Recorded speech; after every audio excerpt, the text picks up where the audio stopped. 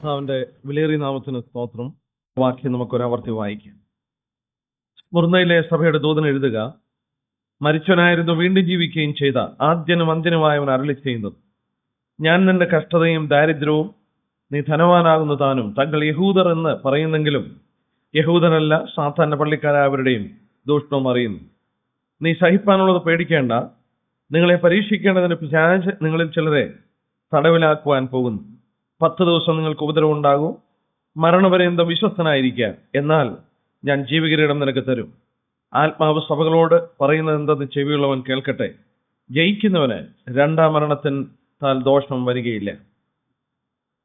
കഴിഞ്ഞ ദിവസം നമ്മൾ എഫെസസ് സഭയെക്കുറിച്ചുള്ള ദൂത് പഠിക്കുകയുണ്ടായി. സഭയെക്കുറിച്ചും സഭയുടെ മഹത്വത്തെക്കുറിച്ചും കർത്താവിന്റെ ഹൃദയത്തിൽ സഭയെന്ന് പറഞ്ഞാൽ എത്ര വിലപ്പെട്ടതാണെന്നൊക്കെ നമ്മൾ ഓർക്കുകയുണ്ടായി. ആ സഭയുള്ള ബന്ധത്തിൽ 7 സഭകൾക്ക് ദൂത് നൽകിയപ്പോൾ നമ്മൾ ചിന്തിച്ചു, ഓരോ പ്രാദേശിക സഭയോടുള്ള ബന്ധത്തിലും അവിടെയുള്ള സ്ഥലസഭകളുടെ ആവശ്യമനുസരിച്ചും മാത്രമല്ല, ഓരോ ലേഖനങ്ങൾ അവസാനിക്കുന്നത് ആത്മാവ് സഭകളോട് പറയുന്നതെന്ന് ചെവിയുള്ളവൻ കേൾക്കട്ടെ. സർവ്വലോക സഭകളോട് ആത്മാവ് സംസാരിക്കുന്ന വാക്കുകളാണ്. മാത്രമല്ല, നമ്മൾ ഓർത്തു, ഈ 7 സഭകള് ഒരു സാമ്പിൾ ചർച്ചാണ്. ആസിയയില് 7-ലധികം സഭകൾ ഉണ്ടായിരുന്നെങ്കിലും കർത്താവ് തന്റെ ജനത്തെ തന്റെ ദൂത് മനസ്സിലാക്കി കൊടുക്കുവാൻ 7 സഭകളെ തെരഞ്ഞെടുത്ത് സഭാചരിത്രത്തിന്റെ ആരംഭം തൊട്ട് അവസാനം വരെ സംഭവിക്കുന്ന കാര്യങ്ങളെ പ്രവചന രൂപേണ കൂടെ നൽകപ്പെട്ട ദൂതുകളാണ് നാം പഠിച്ചുകൊണ്ടിരിക്കുന്നത്. നമ്മൾ കഴിഞ്ഞ ദിവസം ഓർക്കുകയുണ്ടായി, എഫെസോസ് സഭയുടെ കാലയളവ് അപ്പോസ്തലന്മാരുടെ കാലം ഏകദേശം AD 33 തൊട്ട് 100 വരെയുള്ള കാലഘട്ടമായിരുന്നു എന്ന് നാം ചിന്തിക്കുകയുണ്ടായി. എന്നാൽ അത് അങ്ങനെ തന്നെ ചിന്തിക്കണമെന്നില്ല. ഏത് കാലയളവിലുമുള്ള സഭയോടും എഫെസോസിലുള്ള സ്ഥലസഭയോടും പ്രത്യേകം എഴുതപ്പെട്ട ഒരു ദൂതാണെന്നുള്ളത് നാം മറന്നില്ല. അതുപോലെ സ്മുർന്ന സഭയുടെ ദൂത് നമ്മൾ പഠിക്കുമ്പോൾ നമ്മൾ സഭാ ചരിത്രം പഠിച്ചു നോക്കിയാൽ എഫെസോസ് കാലയളവ് കഴിഞ്ഞ് കടന്നു വന്ന ഒരു കാലയളവാണ് സ്മുർന്ന കാലയളവ്. ഏകദേശം AD 100 തൊട്ട് 312 വരെയുള്ള ഒരു കാലഘട്ടമായിരുന്നു ആ കാലഘട്ടമെന്ന് ചരിത്രത്തിലൂടെ നമുക്ക് പഠിക്കുവാനായിട്ട് കഴിയും. ഏകദേശം 200 വർഷം നീണ്ടുനിന്ന ഒരു കാലഘട്ടം. ഈ 200 വർഷം നീണ്ടുനിന്ന കാലഘട്ടത്തിന്റെ പ്രത്യേകത, അവർ ഏറ്റവും അധികം ക്രിസ്തീയ സഭ ഏറ്റവും അധികം പീഡിപ്പിക്കപ്പെട്ട, റോമൻ ചക്രവർത്തിമാരാൽ പീഡിപ്പിക്കപ്പെട്ട ഒരു കാലയളവായിരുന്നു സ്മുർന്നയുടെ കാലയളവ് എന്നുള്ളത് കാണാൻ സാധിക്കുന്നു. പ്രത്യേകിച്ച് എഫെസോസ് കാലയളവ് കഴിഞ്ഞ് സഭ പിന്നീട് അഭിമുഖീകരിച്ചത് ഈ ഭയങ്കരമായ പീഡയായിരുന്നു. നമുക്ക് ആ സ്ഥലത്തോടുള്ള ബന്ധത്തിൽ ഒരു അല്പം ചരിത്രം നമുക്ക് ഒന്ന് ചിന്തിക്കാം. നമ്മൾ ഓർത്തു, ഇതിന്റെ കാലയളവ് ഏകദേശം AD 100 തൊട്ട് 312 വരെയാണ്. ഈ പട്ടണം, അതായത് ആസ്തിയിലെ പട്ടണങ്ങളിൽ വെച്ച് സ്മുർന്ന എന്ന് പറയുന്ന പട്ടണം ഏറ്റവും മനോഹരമായ പട്ടണമായിരുന്നു. പുരാതന കാലത്ത് പ്ലാൻഡ് സിറ്റി, അതായത് ക്രമീകരിക്കപ്പെട്ട വിധത്തിൽ പ്ലാൻ ചെയ്ത് പണിതെടുത്ത ഒരു പട്ടണമായിരുന്നു സ്മുർന്ന പട്ടണം. ഇതിനെക്കാട്ടിൽ വലിയ പട്ടണമൊക്കെ ഉണ്ടായിരുന്നെങ്കിലും ഈ പട്ടണത്തെ കുറിച്ച് പറയപ്പെടുന്നത് ആസ്യന്റെ ഓർണമെന്റ്, അതായത് അതിന്റെ അലങ്കാരമെന്ന് അറിയപ്പെട്ടിരുന്ന ഒരു പട്ടണമാണ്. ഇതിന് ആസിയയുടെ ക്രൗൺ, കിരീടമെന്ന് അറിയപ്പെട്ടിരുന്നു. അതുപോലെ തന്നെ ഫ്ലവർ ഓഫ് ഏഷ്യ എന്നും സ്മുർന്നയെ വിളിച്ചിരുന്നു. നമുക്ക് ആ 3 പദത്തിൽ ഇവരെ അറിയപ്പെട്ടിരുന്നപ്പോൾ, ornament of Asia, crown of Asia, flower of Asia. ആസിയയിലെ ഈ സ്മുർന്ന എന്ന് പറയുന്ന സ്ഥലം അത്ര മനോഹരമായ ഒരു സ്ഥലമായിരുന്നത് കൊണ്ട് ആസിയയുടെ പുഷ്പമെന്നും കിരീടമെന്നും അലങ്കാരമെന്നും വിളിച്ചിരുന്ന ഒരു പട്ടണമായിരുന്നു ആസിയ പട്ടണം. തുറമുഖം ഉണ്ടായിരുന്നു. നല്ല റോഡുകളൊക്കെ വെച്ച് പ്ലാൻ ചെയ്തെടുത്ത മനോഹരമായ ഒരു പട്ടണം. ഈ പട്ടണത്തിന്റെ മറ്റൊരു പ്രത്യേകത, റോമൻ എംപററായ ടൈബീരിയസിന്റെ പേരില് ഒരു ക്ഷേത്രം പണിതത് ആദ്യമായിട്ട് ഇവിടെയാണ്. AD 26 റോമൻ ചക്രവർത്തിയായ ടൈബീരിയസിന്റെ പേരില് ഒരു ക്ഷേത്രം അവിടെ പണിയുകയുണ്ടായി. ഇവിടെയുള്ള സ്ഥലസഭയെക്കുറിച്ച് എങ്ങനെ ഉടലെടുത്തു എന്ന് ചിന്തിപ്പാൻ നമുക്ക് അത് മനസ്സിലാക്കാനായിട്ട് സാധ്യതയുള്ളത് പൗലോസിന്റെ ചില പദപ്രയോഗങ്ങളിൽ കൂടെ മാത്രമേ അത് മനസ്സിലാക്കാനായിട്ട് സാധിക്കുകയുള്ളൂ. അപ്പോസ്തലപ്രവൃത്തി 19-ാം അധ്യായത്തിന്റെ 10-ാം വാക്യം നമ്മൾ വായിക്കുമ്പോൾ, ആക്ട്സ് ചാപ്റ്റർ 19 വേഴ്സ് 10, അപ്പോസ്തലപ്രവൃത്തി 19-ന്റെ 10-ാം വാക്യത്തില് നാം ഇങ്ങനെ വായിക്കുന്നുണ്ട്, അത് 2 സംവത്സരത്തോളം നടക്കിയാൽ ആസിയയിൽ പാർക്കുന്ന യഹൂദന്മാരും യവനന്മാരും എല്ലാം കർത്താവിന്റെ വചനം കേൾപ്പാൻ ഇടയായി. പൗലോസ് ഏറ്റവും കൂടുതൽ താമസിച്ച് പ്രവർത്തിച്ച ഒരു സ്ഥലമായിരുന്നു എഫെസോസ്. പൗലോസ് അവിടെ ഏകദേശം 3 വർഷത്തോളം, ഇവിടെ വായിക്കുന്നുണ്ട് 2 സംവത്സരം വന്ന് എന്നാൽ അതിനു മുമ്പ് 8-ാം വാക്യത്തില് താന് പള്ളിയിൽ സിനഗോഗിൽ ചെന്ന് 3 മാസം പ്രാഗൽഭ്യത്തോടെ പ്രസംഗിച്ചായിട്ട് വായിക്കുന്നുണ്ട്. 20-ാം അധ്യായത്തിന്റെ 31-ാം വാക്യത്തില് അതുകൊണ്ട് ഉണർന്നിരിപ്പീൻ, ഞാൻ 3 സംവത്സരം രാപ്പകൽ ഇടപെടാതെ കണ്ണുനീർ വാർത്തുകൊണ്ട് ഓരോരുത്തന് ബുദ്ധി പറഞ്ഞത് ഓർത്തോൾവീൻ. പൗലോസിന്റെ ശുശ്രൂഷയിൽ ഏറ്റവും അധികം സമയം ചെലവഴിച്ചതും പ്രവർത്തിച്ചതുമായ ഒരു സ്ഥലം എഫെസോസ് ആണ്. ഈ എഫെസോസില് നാം വായിക്കുന്നു 2 സംവത്സരത്തോളം താൻ അവിടെ ഒരു വീട് എടുത്ത് താമസിച്ച് ദൈവജനം അറിയിച്ചതിനാൽ 10-ാം വാക്യത്തിൽ വായിക്കുന്നു, ആസിയയിൽ പാർക്കുന്ന യഹൂദന്മാരും യവനന്മാരും എല്ലാം കർത്താവിന്റെ വചനം കേൾപ്പാനിടയായി. ആസിയയിൽ ഉടനീളം ദൈവത്തിന്റെ വചനം അത് പടരുകയുണ്ടായി. റോമലേഖനം 15:19 നോക്കിയാട്ടെ. അതോട് ചേർത്ത് റോമർ 15:19 നാം ഇങ്ങനെ വായിക്കുന്നു, അങ്ങനെ ഞാൻ യെരുശലേം മുതൽ ഇല്ലുര്യ ദേശത്തോളം ചുറ്റി സഞ്ചരിച്ച് ക്രിസ്തുവിന്റെ സുവിശേഷ ഘോഷണം പൂരിപ്പിച്ചിരിക്കുന്നു. പൗലോസ് പറയുന്നു, അവിടം ചുറ്റി നടന്ന് പൗലോസ് സുവിശേഷ ഘോഷണം പൂരിപ്പിച്ചു. ആസിയയുടെ പ്രദേശങ്ങൾ മുഴുവൻ പൗലോസ് സുവിശേഷം അറിയിച്ചു. ഈ സുവിശേഷ ഘോഷണത്തിൽ വാസ്തവത്തിൽ ആസിയയിലുള്ള എല്ലാവരും സുവിശേഷം കേട്ടു എന്ന് പറയുമ്പോൾ തീർച്ചയായിട്ടും ആസിയയിലുള്ള സ്മൃതിയിലും പൗലോസിന്റെ പ്രവർത്തനത്താൽ സുവിശേഷം കേൾപ്പാൻ ഇടയായി. ഈ കേട്ടതിന്റെ ഫലമായി അതിനെക്കുറിച്ച് കണക്കാക്കപ്പെടുന്നത് AD 53-നും 55-നും ഇടയ്ക്ക് ഈ സ്ഥലത്ത് ഒരു സ്ഥലസഭ ഉടലെടുക്കുവാനായിട്ട് കാരണമായി എന്ന് ചിന്തിക്കപ്പെടുന്നു. അതിന്റെ കാരണം പൗലോസിന്റെ ഈ എഫെസോസിൽ പാർത്തുകൊണ്ട് ആസിയയിൽ മുഴുവൻ വചനമറിയിച്ച കാലഘട്ടമാണ് എന്നുള്ളത് പണ്ഡിതന്മാർ അഭിപ്രായപ്പെടുന്നു. ഇനി നമുക്ക് ആ ദൂതനോടുള്ള ബന്ധത്തിൽ നമുക്ക് ആ വാക്കിന്റെ അർത്ഥം ഒന്ന് ശ്രദ്ധിക്കാം. നമ്മൾ ഓർത്തു, ഈ 7 സഭയ്ക്കുള്ള ദൂതലും ആ സ്ഥലസഭയുള്ള ബന്ധത്തിലും പഠിക്കുവാനായിട്ടുണ്ട്. എഫെസോസ് എന്ന വാക്കിന്റെ അർത്ഥം നമ്മൾ കഴിഞ്ഞ ദിവസം ഓർത്തു, വിലവിടെന്നും റിലാക്സേഷൻ, അയഞ്ഞു പോകുവാൻ. എഫീമി എന്ന് പറയുന്ന ധാതുവിൽ നിന്ന് അയച്ചുവിടുക, ആദ്യ സ്നേഹത്തിൽ നിന്ന് അയഞ്ഞ് അവർ പോകുന്നൊരു കാലഘട്ടമായിരുന്നു. അതുകൊണ്ട് ആ സ്ഥലത്തിന് എഫെസോസ് എന്ന് പറയുമ്പോൾ തന്നെ അതിന്റെ അർത്ഥം നമ്മൾ ചിന്തിക്കുകയുണ്ടായി. അതുപോലെ സ്മുർന കാലയളവ് നമ്മൾ ഓർത്തു, AD 100 തൊട്ട് 312 വരെ ക്രിസ്തീയ സഭ ഏറ്റവും അധികം പീഡിപ്പിക്കപ്പെട്ട ഒരു കാലയളവാണ്. സ്മിർന എന്ന വാക്ക് മിറ എന്ന് പറയുന്ന ഒരു വാക്കിൽ നിന്നാണ് ഉടലെടുത്തിരിക്കുന്നത്. മിറ എന്ന് പറഞ്ഞാൽ നമുക്കറിയാം മൂരിനാണ് മിറ എന്ന് പറയുന്നത്. മൂരെന്ന് പറയുന്നത് നമുക്ക് വളരെ പരിചയമുള്ള ഒരു സുഗന്ധ ദ്രവ്യമാണ്. അറേബ്യയിലുള്ള ഒരു വൃക്ഷത്തിന്റെ തൊലി ചെത്തിവെച്ച് ഇടിച്ച് ചതച്ച് അതിൽ നിന്ന് ഊറി വരുന്ന ഒരു കറ ക്രിസ്റ്റലൈസ് ചെയ്തെടുക്കുന്നതാണ് മൂരെന്ന് പറയുന്നത്. ആ മൂര് വാസ്തവത്തിൽ അതിന്റെ സൗരഭ്യം പരത്തുവാനായിട്ട് അത് കുത്തിച്ചതച്ച് പൊടിച്ച് വീണ്ടും അത് തീക്കാത്തിടുമ്പോൾ വലിയ സൗരഭ്യം അതിൽ നിന്ന് ഉയരുകയാണ്. കർത്താവ് ആ പ്രവചന രൂപേണ ഈ സ്ഥലസഭകളെ തെരഞ്ഞെടുത്ത് ദൂത് പറയുമ്പോൾ പീഡിപ്പിക്കപ്പെടുന്ന സഭയോടുള്ള ബന്ധത്തിൽ തെരഞ്ഞെടുക്കപ്പെട്ട സഭ സ്വർഗ്ഗ സഭയാണ്. മൂര് മരണത്തിന്റെ ഗന്ധം പരത്തുന്ന ഒരു സൗരഭ്യ വസ്തുവാണ്. കർത്താവിന്റെ മരണസമയത്ത് അവന് മൂര് കലയ്ക്ക് വീഞ്ഞ് കുടിക്കാൻ കൊടുത്തു. അവന്റെ ശവസംസ്കാര ശുശ്രൂഷയിൽ അവനെ വാസ്തവത്തിൽ എംബാം ചെയ്യുവാനായിട്ട് മൂര് കൊണ്ടുവരുന്ന നാം വായിക്കുന്നുണ്ട്. ഇവിടെ നമ്മൾ കർത്താവിന്റെ ജനനത്തെങ്കിലും പൊന്നും മൂര് കുന്തിരിക്കവും കാഴ്ചയൊക്കെ ഉണ്ടായി. ഇവിടെ മൂരെന്ന് പറയുമ്പോൾ നമ്മൾ ഓർത്തു നോക്കുക, സ്മിർന മിറ എന്നുള്ള വാക്കിൽ നിന്ന് വിശുദ്ധന്മാരെ കൊന്നൊടുക്കിയ ഒരു കാലഘട്ടം. റോമിലെ കാറ്റക്കോംസും കൊലോസ്യവും മറ്റും ഇതിനെന്നും സാക്ഷ്യം പറഞ്ഞുകൊണ്ടിരിക്കുന്നു. വെറും ചരിത്രം മാത്രം. കാറ്റക്കോംസ്, കൊലോസ്യം അതുപോലെയുള്ള സ്ഥലങ്ങളൊക്കെ അതിന്റെ ചിത്രങ്ങളൊക്കെ കണ്ടിട്ടുണ്ടെങ്കിൽ അതിന്റെ വാക്സ് മ്യൂസിയത്തിൽ പോയി കണ്ടാൽ നമ്മുടെ ഹൃദയം വാസ്തവത്തിൽ ഹൃദയഭേദകമായി മാറും. അമ്മ നോക്കി നിൽക്കുമ്പോൾ കുഞ്ഞിനെ മാറിൽ നിന്ന് പറിച്ചെടുത്ത് സിംഹത്തിന് മുന്നിൽ എടുത്തു. ഞാൻ ആ ചിത്രം ഒരു വാക്സ് മ്യൂസിയത്തിൽ ഉണ്ടാക്കി വെച്ചിരിക്കുന്ന കണ്ടിട്ടുണ്ട്. കാനഡയിലോ മറ്റു പോയപ്പോഴാണെന്ന് തോന്നുന്നു.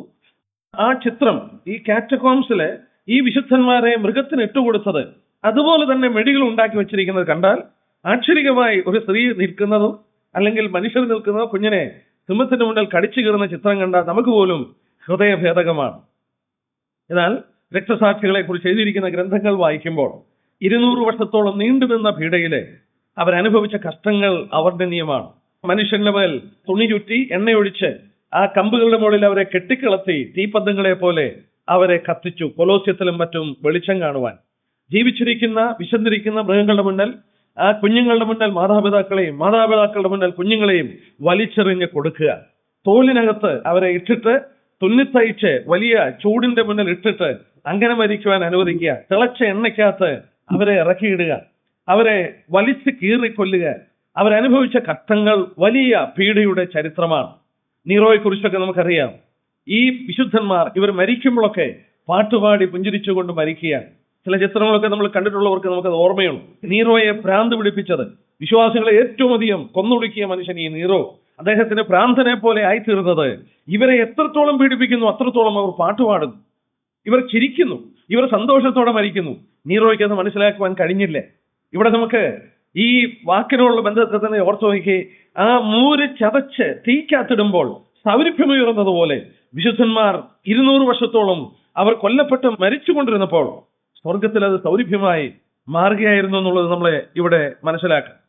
പിന്നീട് ഈ സ്ഥലത്തോടുള്ള ബന്ധത്തിൽ വീണ്ടും ദേവദാസന്മാർ ചൂണ്ടിക്കാണിക്കുന്ന മറ്റൊരു വസ്തുത, ഇവിടെ സ്ഥലസഭയിൽ കടന്നു വന്നവര് ഏറിയ പങ്കും ദരിദ്രന്മാരായിരുന്നു. അതായത് ധനികന്മാരായവര് രക്ഷിക്കപ്പെട്ട് വരുന്നുണ്ടെങ്കിലും ഈ വരുന്ന കാലയളവില് ഈ സ്ഥലസഭയിൽ ഉണ്ടായിരുന്നവർ ദരിദ്രന്മാരായിരുന്നു എന്ന് മാത്രമല്ല, ആ കാലയളവിൽ വിശുദ്ധന്മാര് പീഡ അനുഭവിച്ചപ്പോൾ അവരുടെ വസ്തുക്കൾ കണ്ടുകെട്ടുവാനായിട്ട് തുടങ്ങി. സീസർ ഈസ് ലോർഡ്, കൂരിയോസ് സീസർ. എല്ലാ റോമൻ പൗരനും സീസറിന്റെ ഒരു ബിംബത്തിന് മുന്നിൽ ഒരു സൗരഭ്യം കത്തിച്ചുകൊണ്ട് സീസർ കർത്താവാണെന്ന് ഏറ്റുപറയണമായിരുന്നു. എന്നാൽ 1-ാം നൂറ്റാണ്ടിലെ വിശുദ്ധന്മാർ യേശു കർത്താവെന്ന് അവരുടെ വായി കൊണ്ട് ഏറ്റുപറഞ്ഞപ്പോൾ സീസറിന്റെ ബിംബത്തിന് മുന്നിൽ നിന്ന് സീസർ കർത്താവാണ്, കൂറിയോസ് സീസർ എന്ന് അവർ പറയുവാൻ മടിച്ചപ്പോൾ അവർ രാജ്യദ്രോഹികളാണെന്ന് മുദ്രകുത്തി. എവിടെയെങ്കിലും ഒരു ക്രിസ്ത്യാനി ഒളിച്ചിരിപ്പുണ്ടെന്ന് ആരെങ്കിലും അറിവ് കൊടുത്താൽ അവർക്ക് 10% അവരുടെ വസ്തുവകകള് അവർക്ക് ഒരു കമ്മീഷൻ പോലെ കൊടുക്കുമായിരുന്നു. അങ്ങനെ വന്നപ്പോൾ വിശുദ്ധന്മാരെ അധികം യഹൂദന്മാർ ഒറ്റിക്കൊടുക്കുവാൻ തുടങ്ങി. യഹൂദന്മാർ ഈ പ്രമാണത്തിൽ നിന്ന് അവർ വിമുക്തരായിരുന്നു. അവർ അനേക ദൈവമക്കളെ ഒളിച്ചിരിക്കുന്നവരെയൊക്കെ പറഞ്ഞുകൊടുത്ത് അവരുടെ വസ്തുക്കൾ കണ്ടുകെട്ടുവാൻ തുടങ്ങി. അവരുടെ ജീവചരിത്രം കാറ്റക്കോംസ്, റോമിലെ കാറ്റക്കോംസ് നമ്മൾ കണ്ടാൽ, അല്ലെങ്കിൽ അതിന്റെ ചിത്രങ്ങൾ കണ്ടാൽ നമുക്ക് മനസ്സിലാകും. ഭൂമിക്കടിയിലെ ഗുഹ, ആ ഗുഹയ്ക്കകത്ത് ശവങ്ങളെ അടക്കിക്കൊണ്ട് അതിന്റെ അകത്ത് ഒരു ഭാഗത്ത് അവിടെ വസിക്കുകയായിരുന്നു. ഭക്ഷണത്തിന് വേണ്ടി അവർ പുറത്ത് ഭിക്ഷക്കാരെ പോലെ തെണ്ടി. വിശ്വാസികളെന്ന് അറിഞ്ഞു കഴിഞ്ഞാൽ ആ റോമിലെ കടക്കാരോ മറ്റു ആളുകളോ ഇവർക്ക് സാധനങ്ങൾ കൊടുക്കില്ലെന്ന് മാത്രമല്ല, ഇവർക്ക് ജോലിയും കൊടുക്കാറില്ലായിരുന്നു. ഇവർ വളരെ ദാരിദ്ര്യം അനുഭവിച്ചു, വളരെ പീഡ അനുഭവിച്ചു, വളരെ ദൂഷണം അനുഭവിച്ചു, വളരെ കഷ്ടങ്ങൾ ഇവർ അനുഭവിച്ചു. എന്നാൽ അവരോട് ഈ സന്ദർഭത്തിൽ അവരെ ധൈര്യത്തോടെ നിർത്തുന്ന കാര്യം, അവർക്ക് ആവശ്യമായിരിക്കുന്നതും യേശു ക്രിസ്തുവിനെ കുറിച്ചുള്ള വെളിപ്പാടാണ്. ഏത് സാഹചര്യത്തിലും ഒരു ദൈവമകന് നിൽക്കുവാൻ കഴിയുന്നത് അവർ ആരാധിക്കുന്ന കർത്താവിനെ കുറിച്ചുള്ള ആ വസ്തുതയാണ്. ഇവിടെ ഈ കഷ്ടം അനുഭവിക്കുന്ന സഭയോട് കർത്താവ് പരിചയപ്പെടുത്തുന്നു.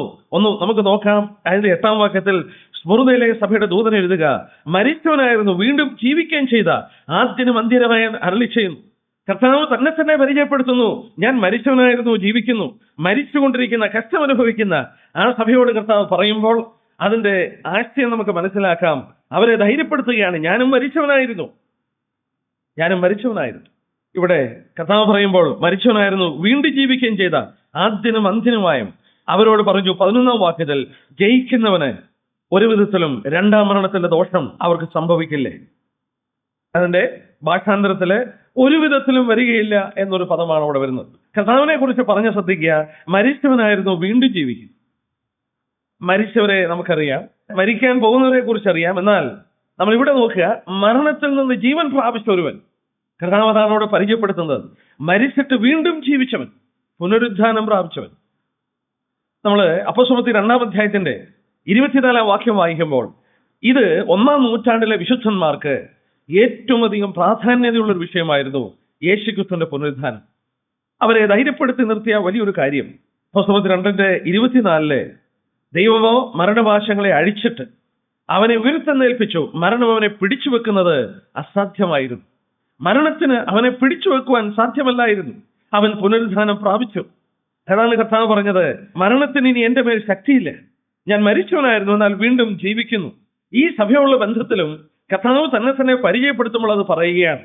സഭ ഏത് കാലയളവിലും, അന്നെന്ന പോലെ ഏത് കാലയളവിലും സഭയ്ക്ക് പീഡയുണ്ട്, സഭയ്ക്ക് ഉപദ്രവമുണ്ട്. റോമൻ ചക്രവർത്തിമാർ 200 വർഷം സഭയെ കൊന്നോടിക്കുന്നത് മാത്രമല്ല, പിന്നീടുള്ള സഭാചരിത്രം പഠിച്ചു നോക്കിയാലും സഭയെ കൊന്ന ചരിത്രമാണ്. കത്തോലിക്ക സഭ ഇൻക്വിസിഷൻ പീരീഡിലൊക്കെ എത്രയോ വിശുദ്ധന്മാരെ കൊന്ന ചരിത്രമാണ് നമുക്ക് ചരിത്രത്തിൽ കാണാൻ കഴിയുന്നത്. എത്രയോ പേരെ, വേദപുസ്തകം ആദ്യം ഭാഷാന്തരം ചെയ്തവരെ അവർ ചുട്ടുകരിച്ചു. എത്രയോ വിശുദ്ധന്മാർ കൊല്ലപ്പെട്ടെന്ന് മാത്രമല്ല, ഇന്നും ലോകത്തിന്റെ നാനാകോണിൽ പീഡ അനുഭവിച്ചുകൊണ്ട് വളരെ കഷ്ടങ്ങൾ അനുഭവിക്കുന്നുണ്ട്. സഭയ്ക്ക് വീണ്ടും കർത്താവ് തന്നെ പരിചയപ്പെടുത്തുമ്പോൾ സഭയ്ക്ക് ആവശ്യമായ ശക്തി ഈ സന്ദർഭത്തില് പുനരുദ്ധാന ശക്തിയാണെന്നുള്ളത് നമുക്കറിയാം. സഭയ്ക്ക് ഏത് കാലയളവിലും ആവശ്യം പുനരുദ്ധാന ശക്തിയാണ്.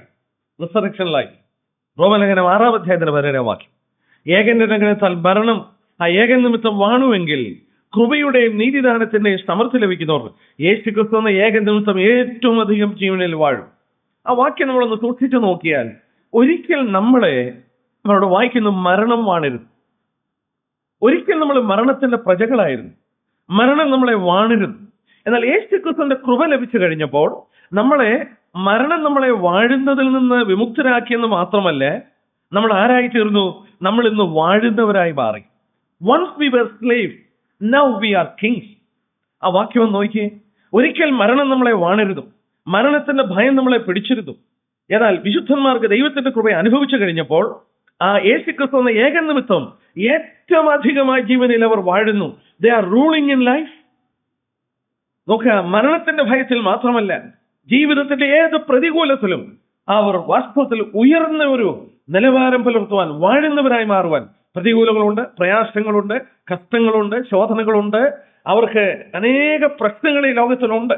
നാം ഇങ്ങനെ അനേക കഷ്ടങ്ങളിൽ കൂടെ സ്വർഗരാജ്യത്തിൽ കടക്കേണ്ടതാണെന്ന് 1-ാം നൂറ്റാണ്ടിൽ വിശുദ്ധന്മാരെ ഉറപ്പിക്കുന്നതായിട്ട് നാം അപ്പോസ്തലപ്രവൃത്തികളിൽ വായിക്കുന്നു. എന്നാൽ ഇവിടെ നമ്മൾ ഈ പ്രശ്നങ്ങളിൽ തകർന്ന് താളടിയായി മരിക്കുന്നവരെ പോലെ ആയിത്തീരുകയല്ല. യേശുക്രിസ്തുവിന്റെ കൃപ ലഭിച്ചപ്പോൾ ഈ പ്രശ്നങ്ങളെ അതിജീവിക്കുന്നവരായി മാറി. നമ്മൾ ഇതിനെ വാഴുന്നവരായി മാറി. ഈ സ്മൃത കാലയളവിലും അത് കാണുന്നുണ്ട്. ചില വിശുദ്ധന്മാരെ കുറിച്ച് വായിച്ചാലൊക്കെ നമുക്കറിയാം. 2 സഹോദരിമാരെ കുറിച്ച് ഞാൻ വായിച്ച. ഒരു സഹോദരിയെ ഈ റോമക്കാരെ ഈ പീഡന കാലഘട്ടത്തില് പിടിച്ചിട്ട് അവളോട് ആവശ്യപ്പെട്ടു കർത്താവിനെ തള്ളിപ്പറയാൻ. വീട്ടുകാരൊക്കെ നിർബന്ധിച്ചു, വളരെ നിർബന്ധിച്ചു. കർത്താവിനെ തള്ളിപ്പറയാൻ പറഞ്ഞു. തള്ളിപ്പറഞ്ഞാൽ അവൾക്ക് രക്ഷപ്പെടാം, അവളുടെ കുടുംബത്തിലൊക്കെ രക്ഷപ്പെടാം. പക്ഷെ ഇവള് തള്ളിപ്പറയില്ലേ. അവസാനം അവളെ പ്രലോഭിപ്പിക്കുവാൻ കുടുംബക്കാർ അവരുടെ അവൾ പ്രസവിച്ച കൊച്ചു കുഞ്ഞിനെ അവളുടെ മുന്നിൽ കൊണ്ട് നിർത്തി. അവളുടെ മുന്നിൽ കൊണ്ട് നിർത്തിയപ്പോൾ അവൾ പറഞ്ഞ വാക്ക് ഇങ്ങനെ പറഞ്ഞു: ക്രിസ്തുവിന് സമാനമായി നിങ്ങൾക്ക് മറ്റൊന്ന് കൊണ്ടുവരുവാൻ കഴിയുമോ? അവളുടെ സ്വന്തം കുഞ്ഞിനെ നോക്കിക്കൊണ്ട് ഒരു വശത്ത് മരണം അവളെ നോക്കിയിരിക്കുകയാണ്. ഈ ക്രിസ്തുവിനെ ഒന്ന് തള്ളിപ്പറഞ്ഞാൽ മരണത്തിൽ നിന്ന് മോചിപ്പിക്കപ്പെടാം. അവളെ പലതുകൊണ്ട് പ്രലോഭിപ്പിക്കുവാൻ നോക്കിയിട്ടും അവൾ പിന്മാറുന്നില്ല. അവൾ പ്രസവിച്ച കുഞ്ഞിനെ മുന്നേ കാണിച്ചിട്ട് അവളോട് പറഞ്ഞു, ഈ കുഞ്ഞിന് വേണ്ടിയെങ്കിലും നീ ഈ കർത്താവിനെ തള്ളിപ്പറയുവാനായിട്ട് പറഞ്ഞപ്പോൾ അവൾ പറഞ്ഞ മറുപടി, ക്രിസ്തുവിന് സമാനമായി നിങ്ങൾക്ക് മറ്റെന്തെങ്കിലും കൊണ്ടുവരാൻ കഴിയുമോ? നോക്കുക, സ്വന്തം കുഞ്ഞിനെക്കാട്ടിൽ, സ്വന്തം പ്രാണനെക്കാട്ടിൽ അവൾ സ്നേഹിച്ചത് കർത്താവിനെയായിരുന്നു. അവളെ സിംഹത്തിന്റെ ഗുഹയിലേക്ക് എറിഞ്ഞെന്നാണ്. പാട്ടുപാടിക്കൊണ്ട് ആ സിംഹങ്ങൾ അവളെ കടിച്ചു കീറുമ്പോൾ അവൾ പാട്ടുപാടിക്കൊണ്ട് മരിച്ചുവെന്നാണ് ചരിത്രം പറയുന്നത്. പോളികാർപ്പിന്റെ ചരിത്രം നമുക്കറിയാം. 86 വയസ്സുള്ള വൃദ്ധൻ. പോളികാർപ്പ് ബിഷപ്പായിരുന്നു.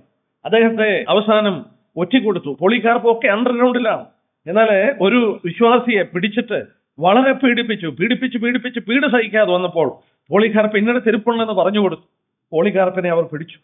86 വയസ്സുള്ള പോളികാർപ്പിനെ പിടിച്ചോണ്ട് വന്നിട്ട് യേശുക്രിസ്തുവിനെ തള്ളിപ്പറയാനായിട്ട് പറഞ്ഞു. യേശുക്രിസ്തുവിനെ അംഗീകരിക്കില്ല എന്ന് പറയാൻ പറഞ്ഞു. പോളികാർപ്പ് 86 വയസ്സുള്ള വൃദ്ധനായ മനുഷ്യനാണ്. ആ മനുഷ്യൻ പറഞ്ഞ വാക്ക് ശ്രദ്ധേയമാണ്. ഞാൻ 86 വർഷമായി അവനെ സേവിക്കുന്നു. ഈ കാലയളവിൽ ഒരിക്കൽ പോലും എനിക്കൊരു ദോഷവും അവൻ ചെയ്തിട്ടില്ല. എന്റെ ശരീരത്തെ രക്ഷിക്കാൻ വേണ്ടി എനിക്ക് എങ്ങനെയാണ് ഈ നല്ല രക്ഷനെ തള്ളിപ്പറയുവാൻ കഴിയുന്നെന്ന് പറഞ്ഞു. ആ സമയത്തേക്ക് അവർ തീകൾ ഒരുക്കി പോളികാർപ്പിനെ തീക്കുണ്ടത്തിലിട്ട് കൊല്ലുമ്പോൾ, കർത്താവേ, ഇന്നെന്റെ ജീവൻ നിന്റെ സാക്ഷ്യത്തെ മുദ്രയിടുവാൻ തക്കോണം ഈ മനുഷ്യനാൽ എന്റെ ശരീരം ദഹിപ്പിക്കപ്പെടുന്നതിന് എനിക്ക് ലഭിച്ച അവസരത്തിനായി നിനക്ക് സ്തോത്രം ചെയ്യുന്നു എന്ന് പറഞ്ഞ് പോളികാർപ്പ് മരിച്ചു. ഒന്ന് ചിന്തിച്ചു നോക്കിയേ. 86 വയസ്സുള്ള വൃദ്ധൻ യേശുക്രിസ്തുവിനെ തള്ളിപ്പറയുവാൻ പറഞ്ഞപ്പോൾ അദ്ദേഹം ചോദിക്കുകയാണ്, 86 വർഷമായി എനിക്ക് നല്ലവനായിരുന്നവനെ, എന്റെ ഈ ശരീരം രക്ഷിപ്പാൻ വേണ്ടി ഞാൻ അവനെ തള്ളിപ്പറയും. പോളികാർപ്പിനെ തീയിലിട്ട് ചുട്ടുകൊല്ലുമ്പോൾ നമ്മൾ ഓർത്തതുപോലെ, എന്റെ കർത്താവേ, എന്റെ ജീവൻ കൊണ്ട്, എന്റെ ചോര കൊണ്ട് നിന്റെ സാക്ഷ്യം മുദ്രകുത്തുവാൻ നീ എനിക്ക് നൽകിയ അവസരത്തിന് നിനക്ക് സ്തോത്രം എന്ന് പറഞ്ഞുകൊണ്ട് പോളികാർപ്പ് തീയില് എരിഞ്ഞ് അണയുകയാണ്. നമ്മളിവിടെ ഓർത്തുകൊണ്ടിരുന്ന പോലെ അവന്റെ ജീവന്റെ സമൃദ്ധി ലഭിക്കുന്നവർ എത്ര അധികമായി ജീവനിൽ വാഴുമെന്നുള്ളത് നമുക്ക് ഓർക്കുവാനായിട്ട് കഴിയും. നമ്മളിത് വായിക്കുമ്പോൾ ഓർക്കും, പീഡയൊക്കെ ഇങ്ങനെ വന്നാൽ നമുക്ക് നിൽക്കാൻ കഴിയുമോ? നമുക്ക് വാസ്തവത്തിൽ ഇപ്പോൾ നമുക്കൊരു ചിന്തയുണ്ട്, ഇങ്ങനെയൊക്കെ പീഡയൊക്കെ വന്നാൽ നമുക്ക് നിൽക്കാൻ ബുദ്ധിമുട്ടായിരിക്കുമെന്ന് ചിന്തയുണ്ട്. പക്ഷെങ്കിൽ ആ സന്ദർഭത്തിൽ പരിശുദ്ധാത്മാവ് പ്രത്യേക കഴിവും പ്രാപ്തിയും ദൈവജനത്തിന് കൊടുക്കും. അവരതിന് മനസ്സുണ്ടെങ്കിൽ, അവരതിന് വില്ലിങ് ആണെങ്കിൽ അവരെ പ്രാപ്തിപ്പെടുത്തുവാൻ കർത്താവ് പ്രത്യേകാൽ കഴിയും. കർത്താവിന്റെ ആത്മാവിനാൽ അവരെ ബലപ്പെടുത്തി. അതുകൊണ്ട് മാത്രമാണ് അവർ ഈ വിധത്തിൽ കർത്താവിനെ സാക്ഷിച്ചുകൊണ്ട് അവരുടെ ചോര കൊണ്ട് ഈ സാക്ഷ്യം മുദ്രയിട്ട് എന്നുള്ളത് നമുക്ക് ഓർക്കുവാൻ കഴിയും. ഈ വിധത്തിൽ കഷ്ടമനുഭവിക്കുന്ന സഭ. എന്നാൽ ഇവിടെ ഒരു കാര്യം കൂടെ ഈ കഷ്ടതയുള്ള ബന്ധത്തിൽ ഞാൻ ഓർപ്പിച്ചുകൊള്ളട്ടെ. ഈ കഷ്ടത ദൈവജനത്തിന് എപ്പോഴും ഉള്ളതാണ്. പ്രയാസങ്ങൾ എപ്പോഴും ഉള്ളതാണ്. കാരണം ഈ ലോകം അവരുടെ ലോകമല്ല. ഈ രക്തസാക്ഷികളായി മരിച്ചവർ എന്തുകൊണ്ടെന്ന് ചോദിച്ചാൽ വെളിപാട് ദിവസം 12:11 നമ്മൾ വായിക്കുന്നുണ്ട്, മരണപര്യന്തം തങ്ങളുടെ പ്രാണനെ സ്നേഹിച്ചതുമില്ല. Did not love their life even to death. അവരുടെ ജീവനെ അവർ അതിലധികമായി സ്നേഹിച്ചില്ല എന്നുള്ളതാണ്. അവരുടെ സ്വന്തം ജീവനെ പോലും അവർ പകച്ചു, അവർ സ്നേഹിച്ചില്ലേ. ഈ വിശുദ്ധന്മാർ ഈ വിധത്തിൽ പീഡയിൽ കൂടെ കടന്നുപോയെന്ന് മാത്രമല്ല, നമ്മൾ അടുത്തതായിട്ട് വായിക്കുന്ന ഒരു കാര്യം 9-ാം വാക്യം നോക്കിയാട്ടെ. ഞാൻ നിന്റെ കഷ്ടതയും ദാരിദ്ര്യവും. പിന്നീട് അതേ വാക്യത്തിൽ വായിക്കുന്നു, യഹൂദന്മാരല്ല സാത്താന പള്ളിക്കാരുടെ ദൂഷണവും അറിയുന്നു. 3 കാര്യങ്ങൾ അവർ അനുഭവിച്ചുകൊണ്ടിരുന്നു. 1 അവരുടെ കഷ്ടത, 2 അവരുടെ ദാരിദ്ര്യം, 3 അവരനുഭവിച്ച ദൂഷണം. അവർ 3 കാര്യങ്ങൾ, ട്രിബുലേഷൻ, പോവർട്ടി ആൻഡ് ബ്ലാസ്ഫമി, ഇത് ഈ വിശുദ്ധന്മാർ അവിടെ അനുഭവിച്ചു. നമ്മൾ ഒരു നിമിഷം ഇവിടെ നോക്കേണ്ടത് ആവശ്യമാണ്. 2 ഇവരുടെ പോവർട്ടി, ദാരിദ്ര്യത്തെ കുറിച്ച് ഇവിടെ പറയുന്നുണ്ട്. നമ്മൾ ഇന്നത്തെ ക്രിസ്തീയ ഗോളത്തോടുള്ള ബന്ധത്തിൽ നമ്മൾ അല്പസമയം എടുത്തതൊന്ന് പഠിച്ചാലും വേണ്ടില്ലേ. കാരണം ഇന്നത്തെ ഏത് ക്രിസ്തീയ ഗോളത്തിലും എന്ന് പറഞ്ഞാൽ വളരെ ചുരുക്കം ക്രിസ്തീയ ഗോളങ്ങൾ ഒഴിച്ച്, നമ്മെ പോലെയുള്ള കൂട്ടരൊക്കെ ഒഴിച്ച് മിക്ക ക്രിസ്തീയ ഗോളത്തിൽ നമ്മൾ കടന്നു ചെന്നാലും ഇന്ന് പ്രസംഗിക്കുന്ന പ്രസംഗങ്ങളും ഇന്ന് മനുഷ്യനെ കബളിപ്പിക്കുന്ന കാപഢ്യമായ പ്രസംഗങ്ങളും വചനത്തിന്റെ ഉപദേശവും തമ്മിൽ വളരെ അന്തരമാണ്. ഇവിടെ ദൈവജനം അനുഭവിക്കുന്ന ദാരിദ്ര്യത്തെക്കുറിച്ച് പറയുന്നു. കർത്താവിന് ഇവരുടെ ദാരിദ്ര്യം പരിഹരിച്ചു കൂടാൻ കഴിയില്ലായിരുന്നോ? കർത്താവിന് സാധിക്കുമായിരുന്നു.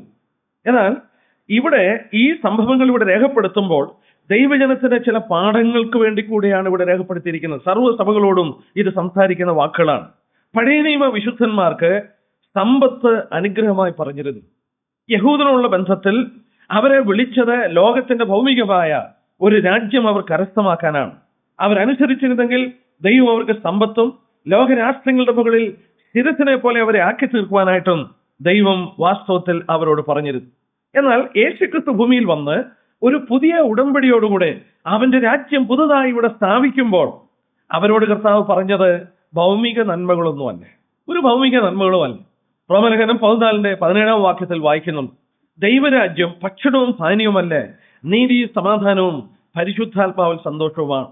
കർത്താവ് വിഭാവനം ചെയ്ത രാജ്യം, പുതിയ നിയമ ആ രാജ്യം പുതിയതായിട്ട് നമുക്ക് സ്ഥാപിച്ചു തന്നത് സീരിയസ് തിങ്സിന്റെ ബ്ലെസ്സിങ്സ് അല്ല, എന്നാൽ പരിശുദ്ധാത്മാവിലുള്ള സന്തോഷം. റോമലേഖനം 14:17 വായിക്കുന്നുണ്ട്, ദൈവരാജ്യം ഭക്ഷണവും പാനീയവുമല്ല, നീതി സമാധാനവും പരിശുദ്ധാത്മാവിൽ സന്തോഷവുമാണ്.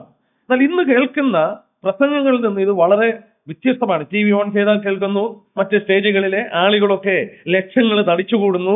എന്തിനു വേണ്ടിയാണെന്നറിയാമോ? ഈ പ്രോസ്പെറിറ്റി, നന്മകൾ ഉണ്ടാകുന്നു, അനുഗ്രഹങ്ങൾ ഉണ്ടാകുന്നു, അവർക്ക് പ്രശ്നങ്ങൾ തീരുന്നു, അവരുടെ കടങ്ങൾ മാറുന്നു, അവരെ ദൈവം അനുഗ്രഹിക്കാൻ പോകുന്നു. ഈ ദൂതുകൾ കേട്ട് അനേകർ കബളിപ്പിക്കപ്പെട്ടതിന്റെ പുറകെ പോവുകയാണ്. അപ്പോസ്തലന്മാരെ ശ്രദ്ധിച്ചേ, യേശുക്രിസ്തുവിനെ നോക്കിയ അവരൊക്കെ ദരിദ്രരായിരുന്നു. ഇന്ന് ഇങ്ങനെയുള്ള ഒരു ഡോക്ടറിൻ കടന്നു വന്നത് എനിക്ക് വായിച്ച് മനസ്സിലാക്കാൻ സാധിച്ചു. പാശ്ചാത്യ രാജ്യത്ത് നിന്നാണ് ഇതിന്റെ ഉത്ഭവം. നോക്കുക, ഈ പ്രസംഗിക്കുന്നവര് വളരെ ധനികരായി ജനത്തിന്റെ ദശാംശങ്ങളും മറ്റും മേടിച്ച് അവർ അനുഗ്രഹം പ്രാപിക്കുമ്പോൾ നിങ്ങൾക്ക് അനുഗ്രഹം കിട്ടുമെന്ന് പറഞ്ഞുകൊണ്ട് വാസ്തവത്തിൽ ജനത്തെ കബളിപ്പിച്ച് അത് ഇന്ത്യയിലും പടർന്നു പിടിച്ച് നമ്മുടെ ഇടയിലുള്ള എന്ന് പറഞ്ഞാൽ ഈ ഇന്ത്യയിൽ കാണുന്ന മിക്ക ക്രിസ്ത്യ സമൂഹത്തിലും അത് കടന്നു വന്നു കഴിഞ്ഞു. പ്രോസ്പെറിറ്റി ഗോസ്പൽ, കർത്താവിനെ അറിഞ്ഞു കഴിഞ്ഞാൽ എല്ലാ പ്രശ്നങ്ങൾക്കും പരിഹാരം ഉണ്ടാകുമെന്നുള്ളത്. 1-2 വാക്യം, യാക്കോബൻ ലേഖനം 2:5 വാക്യം. യാക്കോബൻ ലേഖനം 2-ാം അധ്യായത്തിന്റെ 5-ാം വാക്യത്തില്, പ്രിയ സഹോദരന്മാരെ കേൾപ്പിൻ, ദൈവം ലോകത്തിൽ ദരിദ്രരായവരെ വിശ്വാസത്തിൽ സമ്പന്നന്മാരാക്കി. 1 കൊരിന്ത്യർ 1 Corinthians chapter 1 verses 27 to 29. 1 കൊരിന്ത്യർ 1-ാം അധ്യായത്തിന്റെ 27 തൊട്ടുള്ള വാക്യം, ജ്ഞാനികളെ ലജ്ജിപ്പിപ്പാൻ ദൈവം ലോകത്തിൽ ഭോഷത്വമായി തിരഞ്ഞെടുത്തു, ബലമുള്ളതിനെ ലജ്ജിപ്പിപ്പാൻ ദൈവം ലോകത്തിൽ ബലഹീനമായി തിരഞ്ഞെടുത്തു, ഉള്ളതിനെ ഇല്ലായ്മയാക്കുവാൻ ദൈവം ലോകത്തിൽ കുലഹീനവും നികൃഷ്ടവും ഏതുമില്ലാത്ത തിരഞ്ഞെടുത്തു. ദൈവസനിൽ ഒരു ജഡവും പ്രശംസിക്കാതിരിക്കേണ്ടത് തന്നെ. കർത്താവ് തിരഞ്ഞെടുത്തത് ആരെയാണ്? ഒന്നുമില്ലാത്തവരെ. എന്നാൽ അടുത്ത തിരുവചനം പറയുന്നു, ദരിദ്രരെ വിശ്വാസത്തിൽ അവന് സമ്പന്നന്മാരാക്കി. കർത്താവ് നമ്മോട് വാക്ക് പറഞ്ഞു, മുമ്പേ അവന്റെ നീതിയും രാജ്യവും അന്വേഷിക്കാൻ, അതോടുകൂടെ സകലവും നിങ്ങൾക്ക് തരാമെന്ന് കർത്താവ് പറഞ്ഞു. അത് നമുക്ക് വലിയ സമ്പത്ത് തരുമെന്നല്ല, നമ്മുടെ ആവശ്യങ്ങളൊക്കെ കർത്താവ് നിറവേറ്റും. ഫിലിപ്പി ലേഖനം 4-ാം അധ്യായത്തിന്റെ 19-ാം വാക്യത്തില് പൗലോസ് ആ ഭാഗം പറയുമ്പോൾ നമുക്ക് കാണുവാൻ കഴിയുന്നത് കർത്താവിന്റെ ആ വാക്കിനുള്ള ബന്ധത്തിൽ കർത്താവ് മത്തായിയുടെ സുവിശേഷം 6:33 പറഞ്ഞത്, മുമ്പേ അവന്റെ രാജ്യവും നീതി അന്വേഷിപ്പീൻ, അതോടുകൂടെ സകലവും തരാം. ഫിലിപ്പി ലേഖനം 4:19 നാം ഇങ്ങനെ വായിക്കുന്നു, എന്റെ ദൈവമോ നിങ്ങളുടെ ബുദ്ധിമുട്ടൊക്കെയും മഹത്വത്തോടെ തന്റെ ധനത്തിനത്തോണം യേശുക്രിസ്തുവിൽ പൂർണ്ണമായി തീർത്തു തരും. നമ്മുടെ ബുദ്ധിമുട്ടുകൾ തീർത്തു തരും, നമ്മുടെ ആവശ്യങ്ങൾ നിറവേറ്റും. സങ്കീർത്തനങ്ങൾ 23 യഹോവ എന്റെ ഇടയനാകുന്നു, എനിക്ക് മുട്ടുണ്ടാകില്ല, എന്റെ ആവശ്യങ്ങൾ അവൻ നിറവേറ്റും. എന്നെ അവൻ അറിയുന്നു, ഞാൻ അവന്റെ രാജ്യവും നീതിയും അന്വേഷിക്കുമ്പോൾ സകല കാര്യങ്ങളും എനിക്ക് അവൻ നിർവഹിച്ചു തരും. കർത്താവ് സമ്മരനാണ്, അത് തരുവാൻ അവന് കഴിയും. എന്നാൽ അതല്ല ഇന്ന് പ്രസംഗിക്കപ്പെടുന്ന വചനങ്ങൾ. ഇന്ന് മനുഷ്യന് നന്മ തരുമെന്നുള്ള ഒരു പ്രോമിസോടുകൂടെ മനുഷ്യനെ അതിലേക്ക് ആകർഷിക്കുവാനായിട്ടുള്ള വലിയൊരു വാഞ്ചയാണ് ക്രിസ്ത്യ സമൂഹത്തിൽ കാണുന്നത്. അത് വചനത്തിന് വിരുദ്ധമാണ്. എന്നാൽ സൂക്ഷിച്ച് നോക്കിയാൽ 1 തിമോഥെയോസ് 6-ാം അധ്യായത്തിന്റെ 9-10 വരെയുള്ള വാക്യത്തിൽ അധികം ധനികനാകുവാൻ ആഗ്രഹിക്കുന്നവൻ കണിയിലും കുടുക്കിലും അകപ്പെടും എന്നുള്ളത് ഭൗമിക കാര്യത്തോടുള്ള ബന്ധത്തിൽ സത്യമായതുപോലെ തന്നെ ആത്മീയ കാര്യത്തിലും എന്തുകൊണ്ട് അത് സത്യമായി കൂടാ? 1 തിമോഥെയോസ് 6:9-10 വാക്യത്തില് ധനികനാകുവാൻ ഇച്ഛിക്കുന്നവൻ കണിയിലും കുടുക്കിലും അകപ്പെടും. ഇന്ന് ഈ പ്രോസ്പെറിറ്റി ഗോസ്പലിന്റെ പുറകെ പോകുമ്പോൾ വാസ്തവത്തിൽ ഇതുകൂടെ നമുക്ക് ചിന്തിക്കാം, കണിയിലും കുടുക്കിലും അവർ അകപ്പെടും എന്നുള്ളത് കൂടെ ചിന്തിക്കുന്നതിൽ തെറ്റില്ല എന്ന് വായിക്കുന്നു. എന്നാൽ ദൈവം സമ്പത്ത് തരുന്നെങ്കിൽ അത് പാപമല്ല, തെറ്റല്ല, അതിനകത്ത് ഒരു ദോഷവുമില്ല. എന്നാൽ കർത്താവ് നമ്മളിൽ നിന്ന് ആഗ്രഹിക്കുന്നത്, ഞാൻ ആ വാക്യം കൂടി ഇതോട് ബന്ധത്തിൽ ഒന്ന് ഓർപ്പിച്ചോട്ടെ. ലൂക്കോസ് 16:11 വാക്യം, ലൂക്കോസ് 16:11 നിങ്ങൾ അനീതിയുള്ള മാമോനിൽ വിശ്വസ്തരായില്ല എങ്കിൽ സത്യമായതിൽ നിങ്ങളെ ആരെ ഏൽപ്പിക്കും? കർത്താവ് അവിടെ നമ്മളിൽ നിന്ന് ആഗ്രഹിക്കുന്നത് അനീതിയുള്ള മാമോൻ, മണി, വിശ്വസ്തരായിരിക്കണം. നമുക്കധികം ധനം തന്നെങ്കിൽ നമ്മളതിൽ വിശ്വസ്തരായിരിക്കണം. അവന്റെ രാജ്യത്തിന്റെ മഹത്വം നമ്മുടെ ലക്ഷ്യമായിരിക്കണം. നമുക്കുള്ള കഴിവുകളും സമ്പത്തും ഒക്കെ 1-ാം നൂറ്റാണ്ടിലെ വിശുദ്ധന്മാർ ചെയ്ത പോലെ വിറ്റുകൊണ്ട് കൊടുക്കണമെന്നല്ല. നമ്മുടെ ലക്ഷ്യം, ആത്യന്തിക ലക്ഷ്യം അവന്റെ മഹത്വമായിരിക്കും. അവന്റെ മഹത്വത്തിനു വേണ്ടി നമ്മളത് ചെലവഴിപ്പാനായിട്ട് ആവശ്യമാണ്. ഇവിടെ ഈ സ്മൃണ സഭയെ നോക്കുമ്പോഴും അവർ ദരിദ്രരായിരുന്നു എന്നുള്ളത് ശ്രദ്ധേയമായ ഒരു കാര്യമാണ്. എന്നാൽ അവരെ കുറിച്ച് കർത്താവ് പറയുന്നത് എന്നാ? നീ ധനികനാകുന്നു എന്നവിടെ പറഞ്ഞു. ആ വാക്കൊന്ന് ശ്രദ്ധിച്ചു നോക്കുക. നീ ധനികനാകുന്നു എന്ന് കർത്താവ് പറഞ്ഞു. എന്തുകൊണ്ടാണ് അവർ ധനികരാണെന്ന് പറഞ്ഞത്? അവർ കർത്താവിന്റെ നാമത്തിൽ വസ്തുവകൾ അവർക്ക് നഷ്ടമായി, വളരെ പീഡകൾ അവർ അനുഭവിക്കാൻ തുടങ്ങി. നമ്മൾ തിരുവനന്തപുരത്തിലേക്ക് കടന്നു വന്നാല് എബ്രായലേഖനം 10-ാം അധ്യായം നമുക്കൊന്ന് വായിക്കാം. എന്തുകൊണ്ടാണ് ഇവർ ധനികരായി തീർന്നത്? എബ്രായലേഖനം 10-ാം അധ്യായം അതിന്റെ 34 തൊട്ടുള്ള വാക്യം, തടവുകാരെയും നിങ്ങൾ സഹതാപം കാണിച്ചതല്ല, സ്വർഗത്തിൽ നിലനിൽക്കുന്ന ഉത്തമ സമ്പത്ത് നിങ്ങൾക്കുണ്ടെന്നറിഞ്ഞ് സമ്പത്തുകളുടെ അപഹാരവും സന്തോഷത്തോടെ സഹിച്ചുവല്ലോ, അതുകൊണ്ട് മഹാപ്രതിഫലമുള്ള നിങ്ങളുടെ ധൈര്യം തള്ളിക്കളയരുത്. മഹാപ്രതിഫലം, ഗ്രേറ്റ് റിവാർഡ്. സമ്പത്തുകളുടെ അപഹാരവും അവർ സന്തോഷത്തോടെ സഹിച്ചു. എന്തുകൊണ്ട്? സ്വർഗത്തിൽ അതിന് പ്രതിഫലമുണ്ട്. ഈ സ്മൃതിയിലെ വിശുദ്ധന്മാരുടെ സ്വത്തുക്കൾ കണ്ടുകെട്ടി അവരെ പീഡിപ്പിക്കുമ്പോൾ വാസ്തവത്തിൽ ഈ വചനം അവിടെ അന്വർത്ഥമാകുകയാണ്. കർത്താവിന് വേണ്ടി പലതും അവർ വേണ്ടാന്ന് വെച്ചു, വിശ്വാസത്തിനു വേണ്ടി അവർ വലിയ വില കൊടുത്തു. പക്ഷേ അത് സ്വർഗത്തിൽ വലിയ ധനത്തിന്, മഹാപ്രതിഫലത്തിന് കാരണമായി മാറി. വീണ്ടും മത്തായി 6:19-21 വാക്യത്തിലെ യേശുക്രിസ്തു പറഞ്ഞു, പുഴുവും തുരുമ്പും കെടുക്കാത്തതും കള്ളന്മാർ തുറന്നു മോഷ്ടിക്കാത്തതുമായ സ്വർഗത്തിൽ നിങ്ങളുടെ നിക്ഷേപം സ്വരൂപിപ്പീൻ.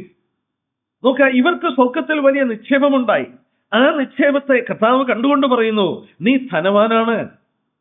എന്നാൽ ലവോദിക്ക സഭയെ കുറിച്ച് വരുമ്പോൾ, ലവോദിക്ക സഭയെ കുറിച്ച് 3-ാം അധ്യായത്തിന്റെ 14 തൊട്ടുള്ള വാക്യത്തില് അവർക്കൊന്നിനും കുറവില്ല. ധനമുണ്ട്, എല്ലാം ഉണ്ട്, എനിക്കൊന്നിനും മുട്ടില്ലെന്ന് പറഞ്ഞു. ആ സഭയെ നോക്കിക്കൊണ്ട് പറഞ്ഞു, നീ ദരിദ്രനാണ്, നീ കുരുടനാണ്, നീ നഗ്നനാണ്. ലോകത്തിൽ വലിയ ധനമുള്ള ആ സഭയെ നോക്കിക്കൊണ്ട് പറഞ്ഞു, നീ ദരിദ്രനാണ്, ദൈവസനിൽ നീ പാപ്പരാണ്, നീ നഗ്നനാണ്, കുരുടനാണ്. എന്നാൽ സ്മൃത സഭ, ഒന്നുമില്ലാത്ത സഭ, അവരെ നോക്കി കർത്താവ് പറഞ്ഞു, നീ വലിയ ധനികനാണ്. ഞാൻ പലപ്പോഴും പറയാറുണ്ട്, സ്വർഗത്തിൽ കടന്നു ചെല്ലുമ്പോൾ വലിയ ധനികന്മാരായ ഒരു കൂട്ടം വിശുദ്ധന്മാരെ കാണും. അവർ സ്മൃതയിലെ വിശുദ്ധന്മാരായിരിക്കും. അവരെ പോലെ തന്നെ ലോകത്തിൽ എന്തും കർത്താവിന് വേണ്ടി വളരെ കഷ്ടതകൾ സഹിച്ച് സമ്പത്തുകളുടെ അപകാരം സന്തോഷത്തോട് സഹിച്ച് അനേകരെ കാണുമ്പോൾ മറ്റൊരു കാര്യം നമുക്ക് ചിന്തിക്കാം, അവർ സ്വർഗത്തിൽ വലിയ ധനികരായി മാറുന്നെന്നുള്ളത് കർത്താവിന്റെ വാക്കുകളിൽ നിന്ന് നമുക്ക് ചിന്തിപ്പാനായിട്ട് കഴിയും. ഇവിടെ മൂന്നാമത് അവർ അനുഭവിച്ചത് 9-ാം വാക്യം നോക്കിയാൽ, യഹൂദരല്ലാതിരിക്കെ തങ്ങൾ യഹൂദരെന്ന് പറയുന്നെങ്കിലും യഹൂദരല്ല, സാത്താന്റെ പള്ളിക്കാരായ അവരുടെ ദൂഷണവും അറിയുന്നു. നമുക്കൊരല്പം പഠനമോടെ നടത്തണം. നമ്മൾ കഴിഞ്ഞ ദിവസം എഫെസസ് സഭയെ കുറിച്ച് പഠിച്ചപ്പോൾ നിക്കലോവരുടെ നടപ്പ് നീ പകയ്ക്കുന്നു എന്ന് 6-ാം വാക്യത്തിൽ നമ്മളൊരു വാക്യം കണ്ടു. നിക്കലോവരുടെ നടപ്പ് നീ പകയ്ക്കുന്നു. എന്നാൽ കാലങ്ങൾ അല്പം കൂടെ കഴിഞ്ഞു. ഏകദേശം AD 300 വർഷം കഴിഞ്ഞപ്പോൾ AD 312 തൊട്ടുള്ള കാലഘട്ടം വന്നു. പെർഗമോസ് കാലയളവില് അതിന്റെ 15-ാം വാക്യം വായിക്കുമ്പോൾ അവിടെ പറയുന്നു, നിക്കലോവരുടെ ഉപദേശം കൈക്കൊള്ളുന്നവർ നിനക്കുണ്ട്. എഫെസോസ് സഭ എന്തിനെ പകച്ചോ പെർഗമോസ് സഭയിൽ അത് ഉപദേശമായി മാറി. നമ്മൾ കഴിഞ്ഞ ദിവസം പഠിച്ചു. നിക്കലോവിയർ എന്നുള്ള വാക്കിൽ നിന്ന് പട്ടത്വത്തിന്റെ ആരംഭത്തെക്കുറിച്ച് അത് കാണിച്ചു. ഇവിടെ നമ്മൾ ഈ യഹൂദരെ കുറിച്ച് പറയുമ്പോൾ നമ്മൾ ഇതോട് ചേർത്ത് മറ്റൊരു സഭയെയും കുറിച്ചുകൂടെ നമ്മൾ ശ്രദ്ധിക്കേണ്ടത് ആവശ്യമാണ്. 3-ാം അധ്യായത്തിന്റെ 9-ാം വാക്യം നോക്കി. 3-ാം അധ്യായത്തിന്റെ 9-ാം വാക്യം, യഹൂദരല്ലാതിരിക്കെ യഹൂദരെന്ന് കളവായി പറയുന്ന ചിലരെ ഞാൻ സാത്താന്റെ പള്ളിയിൽ നിന്ന് വരുത്തും. അവർ നിന്റെ കാൽക്കൽ വന്ന് നമസ്കരിപ്പാനും ഞാൻ നിന്നെ സ്നേഹിച്ചെന്ന് അറിയുവാനും സംഗതി വരുത്തും. ഇവിടെ ഈ 2 വാക്യങ്ങൾ അപഗ്രഥിച്ച് നോക്കിയാൽ ഫിലദൽഫിയ സഭയുള്ള ബന്ധത്തിൽ കർത്താവിന്റെ വചനത്തെ അനുസരിച്ച, കർത്താവിന്റെ നാമത്തിന് പ്രാധാന്യം കൊടുത്ത അവരെ കർത്താവ് സ്നേഹിച്ചു എന്നുള്ളത് ഒരു കൂട്ടരെ കർത്താവ് അറിയിക്കും. അവർ വന്ന് നിന്റെ കാൽക്കൽ നമസ്കരിപ്പാൻ ഞാൻ നിന്നെ സ്നേഹിച്ചെന്ന് അറിയുവാനും സംഗതി വരുത്തും. ആരെ? ഫിലദൽഫിയ സഭ. ഫിലദൽഫിയ സഭ ദൈവവചനത്തിനും കർത്താവിന്റെ നാമത്തിനും പ്രാധാന്യത കൊടുത്തു. അവർ യേശുക്രിസ്തുവിന്റെ വചനത്തിന് പ്രാധാന്യത കൊടുത്തു. അവർ കർത്താവിന്റെ നാമത്തിന് പ്രാധാന്യത കൊടുത്തു. അവർക്ക് ലോകത്തിൽ വലിയ ശക്തിയോ, നിനക്ക് അല്പമേ ശക്തിയുള്ളൂ. ഇന്ന് പലരും ആഗ്രഹിക്കുന്ന പോലെ വലിയ ശക്തിയോ ബഹളമോ ഒന്നുമില്ല. അല്പമേ ശക്തിയുള്ളൂ, എങ്കിലും നീ എന്റെ വചനം കാത്തു, എന്റെ നാമം നിഷേധിച്ചില്ല. എന്നിട്ട് കർത്താവ് പറയുകയാണ്, നിന്റെ സന്നിധിയിൽ ഞാൻ നിന്നെ സ്നേഹിച്ചെന്നും യഹൂദരല്ലാതിരിക്കെ യഹൂദരെന്ന് കളവായി പറഞ്ഞവര് നിന്റെ കാൽക്കൽ വന്ന് നമസ്കരിപ്പാൻ ഇവിടെയായി തീരും. അപ്പോൾ ഇത് ഒരു കാര്യം തീർച്ചയാണ്, ആശ്ചര്യ യഹൂദനെ കുറിച്ചല്ല ഈ പറയുന്നത്. ആശ്ചര്യ യഹൂദനെ കുറിച്ചല്ല. ഇന്ന് യഹൂദൻ ആരാണ്? കളവായ യഹൂദൻ എന്ന് പറയുന്ന ആരാണ് നമ്മുടെ ചുറ്റുമുള്ളത്? റോമലേഖനത്തിൽ വളരെ വ്യക്തമായി നമ്മൾ വായിക്കുന്നുണ്ട്, പുറമേ യഹൂദനായവൻ യഹൂദനല്ല, അകമേ യഹൂദനായവൻ അത്ര യഹൂദൻ. പുറമേ ഒരു ക്രിസ്ത്യാനി എന്ന് അവകാശപ്പെടുന്നവൻ ക്രിസ്ത്യാനി അല്ല, അകമേ രൂപാന്തരം പ്രാപിച്ചവനാണ് യഥാർത്ഥ ക്രിസ്ത്യാനി. അപ്പോൾ ഇവിടെ കർത്താവ് യഹൂദൻ എന്ന് പറയുമ്പോൾ ഒരു പ്രത്യേക കൂട്ടരെ ചൂണ്ടിക്കാണിക്കുകയാണ്. അതുപോലെ തന്നെ ഈ യഹൂദരെന്ന് പറയുന്നവര് സാത്താന്റെ പള്ളിക്കാരാണ്. എങ്ങനെ അവരെ അങ്ങനെ പറയാൻ കഴിയുന്നത്? സാത്താന്റെ പള്ളിക്കാരായ ഒരു കൂട്ടരോ? നമ്മൾ പത്രോസിനോട് കർത്താവ് എന്താ പറഞ്ഞത്? മത്തായി 16:23 നമുക്ക് വ്യക്തമായി അറിയാം. കർത്താവെ, നീ യെരൂശലേമിൽ പോയി ക്രൂശിക്കപ്പെടരുതെന്ന് പത്രോസ് പറഞ്ഞപ്പോൾ പത്രോസിനോട് കർത്താവ് പറഞ്ഞ, സാത്താനെ എന്നെ വിട്ട് പോ. പത്രോസിനെ നോക്കി വിളിച്ചത് സാത്താനെ എന്നാ. അപ്പോൾ ഈ കൂട്ടരെ സാത്താന്റെ പള്ളിക്കാരെന്നാ വിളിച്ചിരിക്കുന്നത്. നമുക്ക് അല്പം കൂടെ പഠിക്കാനായിട്ട് സാധിക്കും. മത്തായിയുടെ സുവിശേഷം 13-ാം അധ്യായത്തിൽ കർത്താവ് പറഞ്ഞ ഉപമകൾ പഠിക്കുമ്പോൾ നമുക്ക് വിതയ്ക്കുന്നവൻ വിതയ്ക്കാൻ പുറപ്പെട്ടു. കർത്താവ് ആ വചനം വിതയ്ക്കുന്ന കാര്യമാണ്. എന്നിട്ട് അവിടെ കർത്താവ് പറഞ്ഞു, പറവകൾ വന്ന് വഴിയരികിൽ വീണത് പറവകൾ വന്ന് എടുത്തുകൊണ്ടുപോയി. അല്പം കഴിഞ്ഞ് കർത്താവ് അത് വ്യാഖ്യാനിച്ചു കൊടുത്തു, അവർ ഗ്രഹിക്കായികയാൽ ദുഷ്ടത എടുത്തുകൊണ്ടുപോയി. അപ്പോൾ ദൈവജനം കേട്ടിട്ട് മനസ്സിലാക്കാതിരിക്കുന്നത് സാത്താൻ എടുത്തുകൊണ്ട് പോകുന്നു. അതാണ് വിതച്ചത്, വഴിയിൽ വീണത് ദുഷ്ടൻ എടുത്തുകൊണ്ടുപോയത്. ഇത് കഴിഞ്ഞിട്ട് അടുത്തതായിട്ട് കർത്താവ് പറഞ്ഞു, കടുകുമണി സസ്യങ്ങളിൽ ഏറ്റവും ചെറുതെങ്കിലും അത് വളർന്ന് വലിയൊരു വൃക്ഷമായി മാറും. അതിന്റെ ശിഖരങ്ങളിൽ ആ കിളികൾ കൂടുവെച്ചായിട്ട് കർത്താവ് പഠിപ്പിച്ചു. ഏതാണ് ഈ കിളികള്? സാത്താൻ. ഈ വിത്തുകളെ പെറുക്കിക്കൊണ്ടുപോയ കിളികള് ചെറിയ ചെടിയായിരിക്കേണ്ട കടുകുമണി അത് വളർന്ന് പന്തലിച്ചു വലിയതായി മാറി. റോമൻ സാമ്രാജ്യത്തിന്റെ മതമായി ക്രിസ്തു മതം പ്രഖ്യാപിച്ചു. ഒരു ദിവസം കൊണ്ട് കുസ്തുനിയോസ് ക്രിസ്ത്യാനിയായി മാറിയപ്പോൾ, റോമൻ സാമ്രാജ്യത്തിന്റെ മുഴുവൻ മതം ക്രിസ്തു മതമായിട്ട് പ്രഖ്യാപിച്ചപ്പോൾ, കടുകുമണി പോലെ ഇരുന്ന ആ ചെടി വളർന്നു വലിയ ഒരു വൃക്ഷമായി മാറി. കടുകുമണി അങ്ങനെ വളർന്ന് വലുതായിട്ട് തീരത്തില്ലേ? എന്നാൽ കർത്താവ് അവിടെ പറഞ്ഞിരിക്കുന്നത് അങ്ങനെ സംഭവിക്കാൻ പാടില്ലാത്തതെന്ന് സംഭവിച്ചു. ചെറിയ ആട്ടിൻകൂട്ടം ഇടുക്കുവാതിലൂടെ കടക്കുന്നവര്, ആ ചെറിയ കൂട്ടം കുസ്തുനിയോസ് ചക്രവർത്തി ക്രിസ്ത്യാനിയായി മാറി. റോമൻ സാമ്രാജ്യത്തിന്റെ മതം ക്രിസ്തുമതമായി പ്രഖ്യാപിച്ചപ്പോൾ അത് വളർന്നു വലിയൊരു വൃക്ഷമായി മാറിയപ്പോൾ ഈ വിത്തുകൾ പെറുക്കിക്കൊണ്ടുപോയ, വചനം പെറുക്കിക്കൊണ്ടുപോയ കിളികള് അതിന്റെ ശിഖരങ്ങളിൽ കൂടുവെക്കുവാൻ തുടങ്ങി. സാത്താൻ വസിക്കുന്ന ഇടമായി മാറി. ഇന്നത്തെ ക്രിസ്തണ്ടത്തെ ഒന്ന് ശ്രദ്ധിച്ചു നോക്കി. ഇന്നത്തെ ക്രിസ്ത്യഗോളം നമ്മൾ ശ്രദ്ധിച്ചാൽ കർത്താവ് പത്രോസിനോട് പറഞ്ഞ പോലെ സാത്താൻ എന്നെ വിട്ടു പോകും. ഇവിടെ ഒരു കൂട്ടരെ നോക്കിക്കൊണ്ട് സാത്താന്റെ പള്ളിക്കാരെന്ന് പറയും. യേശുക്രിസ്തുവിന് അവിടെ സ്ഥാനമില്ല, ദൈവത്തിന്റെ വചനത്തിന് സ്ഥാനമില്ല. യഹൂദന്റെ ആചാരങ്ങളിൽ അനുഷ്ഠാനങ്ങളോടുള്ള ബന്ധത്തിൽ അവർ പല കാര്യങ്ങൾ പിടിച്ചുപറ്റി. ഒരു ദീർഘമായ പഠനത്തിനുള്ള കാര്യം അവിടെയുണ്ട്. ഈ ഒരു പദപ്രയോഗത്തിൽ നിന്ന് യഹൂദന്റെ മതവും ക്രിസ്തീയ മതവും തമ്മിലുള്ള വ്യത്യാസം നമ്മൾ പഠിച്ചാൽ 4 പ്രധാനപ്പെട്ട വ്യത്യാസമുണ്ട്. ഒന്ന്, യഹൂദന് ദേവാലയമുണ്ട്. ദൈവസഭയ്ക്ക് ആക്ഷരികമായി കൈകൾ കൊണ്ട് നിർമ്മിക്കപ്പെട്ട ദേവാലയത്തിലല്ല ദൈവം വസിക്കുന്നത്. 2, യഹൂദന് ന്യായപ്രമാണം ഉണ്ടായിരുന്നു, കല്ലിലെഴുതിയ ന്യായപ്രമാണം. എന്നാൽ പുതിയ നിയമസഭയ്ക്ക് ഹൃദയത്തിന്റെ കൽപ്പലകയിൽ ആത്മാവിനാൽ എഴുതപ്പെട്ട വചനമാണ്. 3, അവർക്ക് പുരോഹിതന്മാരുണ്ടായി. ദൈവവും മനുഷ്യനും തമ്മിൽ ഒരു അകൽച്ചയുണ്ടായിരുന്നു. ആ മനുഷ്യനെ ദൈവത്തോട് അടുപ്പിക്കുവാൻ പൗരോഹിത്യം ആവശ്യമായിരുന്നു. പുതിയ നിയമസഭയിൽ നിങ്ങൾ അടുത്തു വരുവാൻ ദൈവം ആവശ്യപ്പെടുകയാണ്. പുരോഹിതന്മാരുടെ സാന്നിധ്യം നമുക്ക് ആവശ്യമില്ല. നമ്മെ പുരോഹിതന്മാരാക്കി നമുക്ക് അടുത്തു വരുവാൻ കഴിയും. 4, പഴയ നിയമത്തിൽ അവർക്ക് വാഗ്ദാനങ്ങൾ കൊടുത്തു, പ്രോമിസസ്. നിങ്ങൾ ഇന്ന ചെയ്താൽ നിങ്ങൾക്ക് ഇന്ന അനുഗ്രഹങ്ങൾ കിട്ടും, നല്ല വിളവ് കിട്ടും, അത് കിട്ടും, നിങ്ങൾക്ക് സമൃദ്ധി ഉണ്ടാകും, ധനം കിട്ടും, ഇങ്ങനെ കാര്യങ്ങൾ പറഞ്ഞു. ഞാൻ നിങ്ങൾക്ക് ഒരുപാട് ഇരട്ടി വിളവ് തരാം.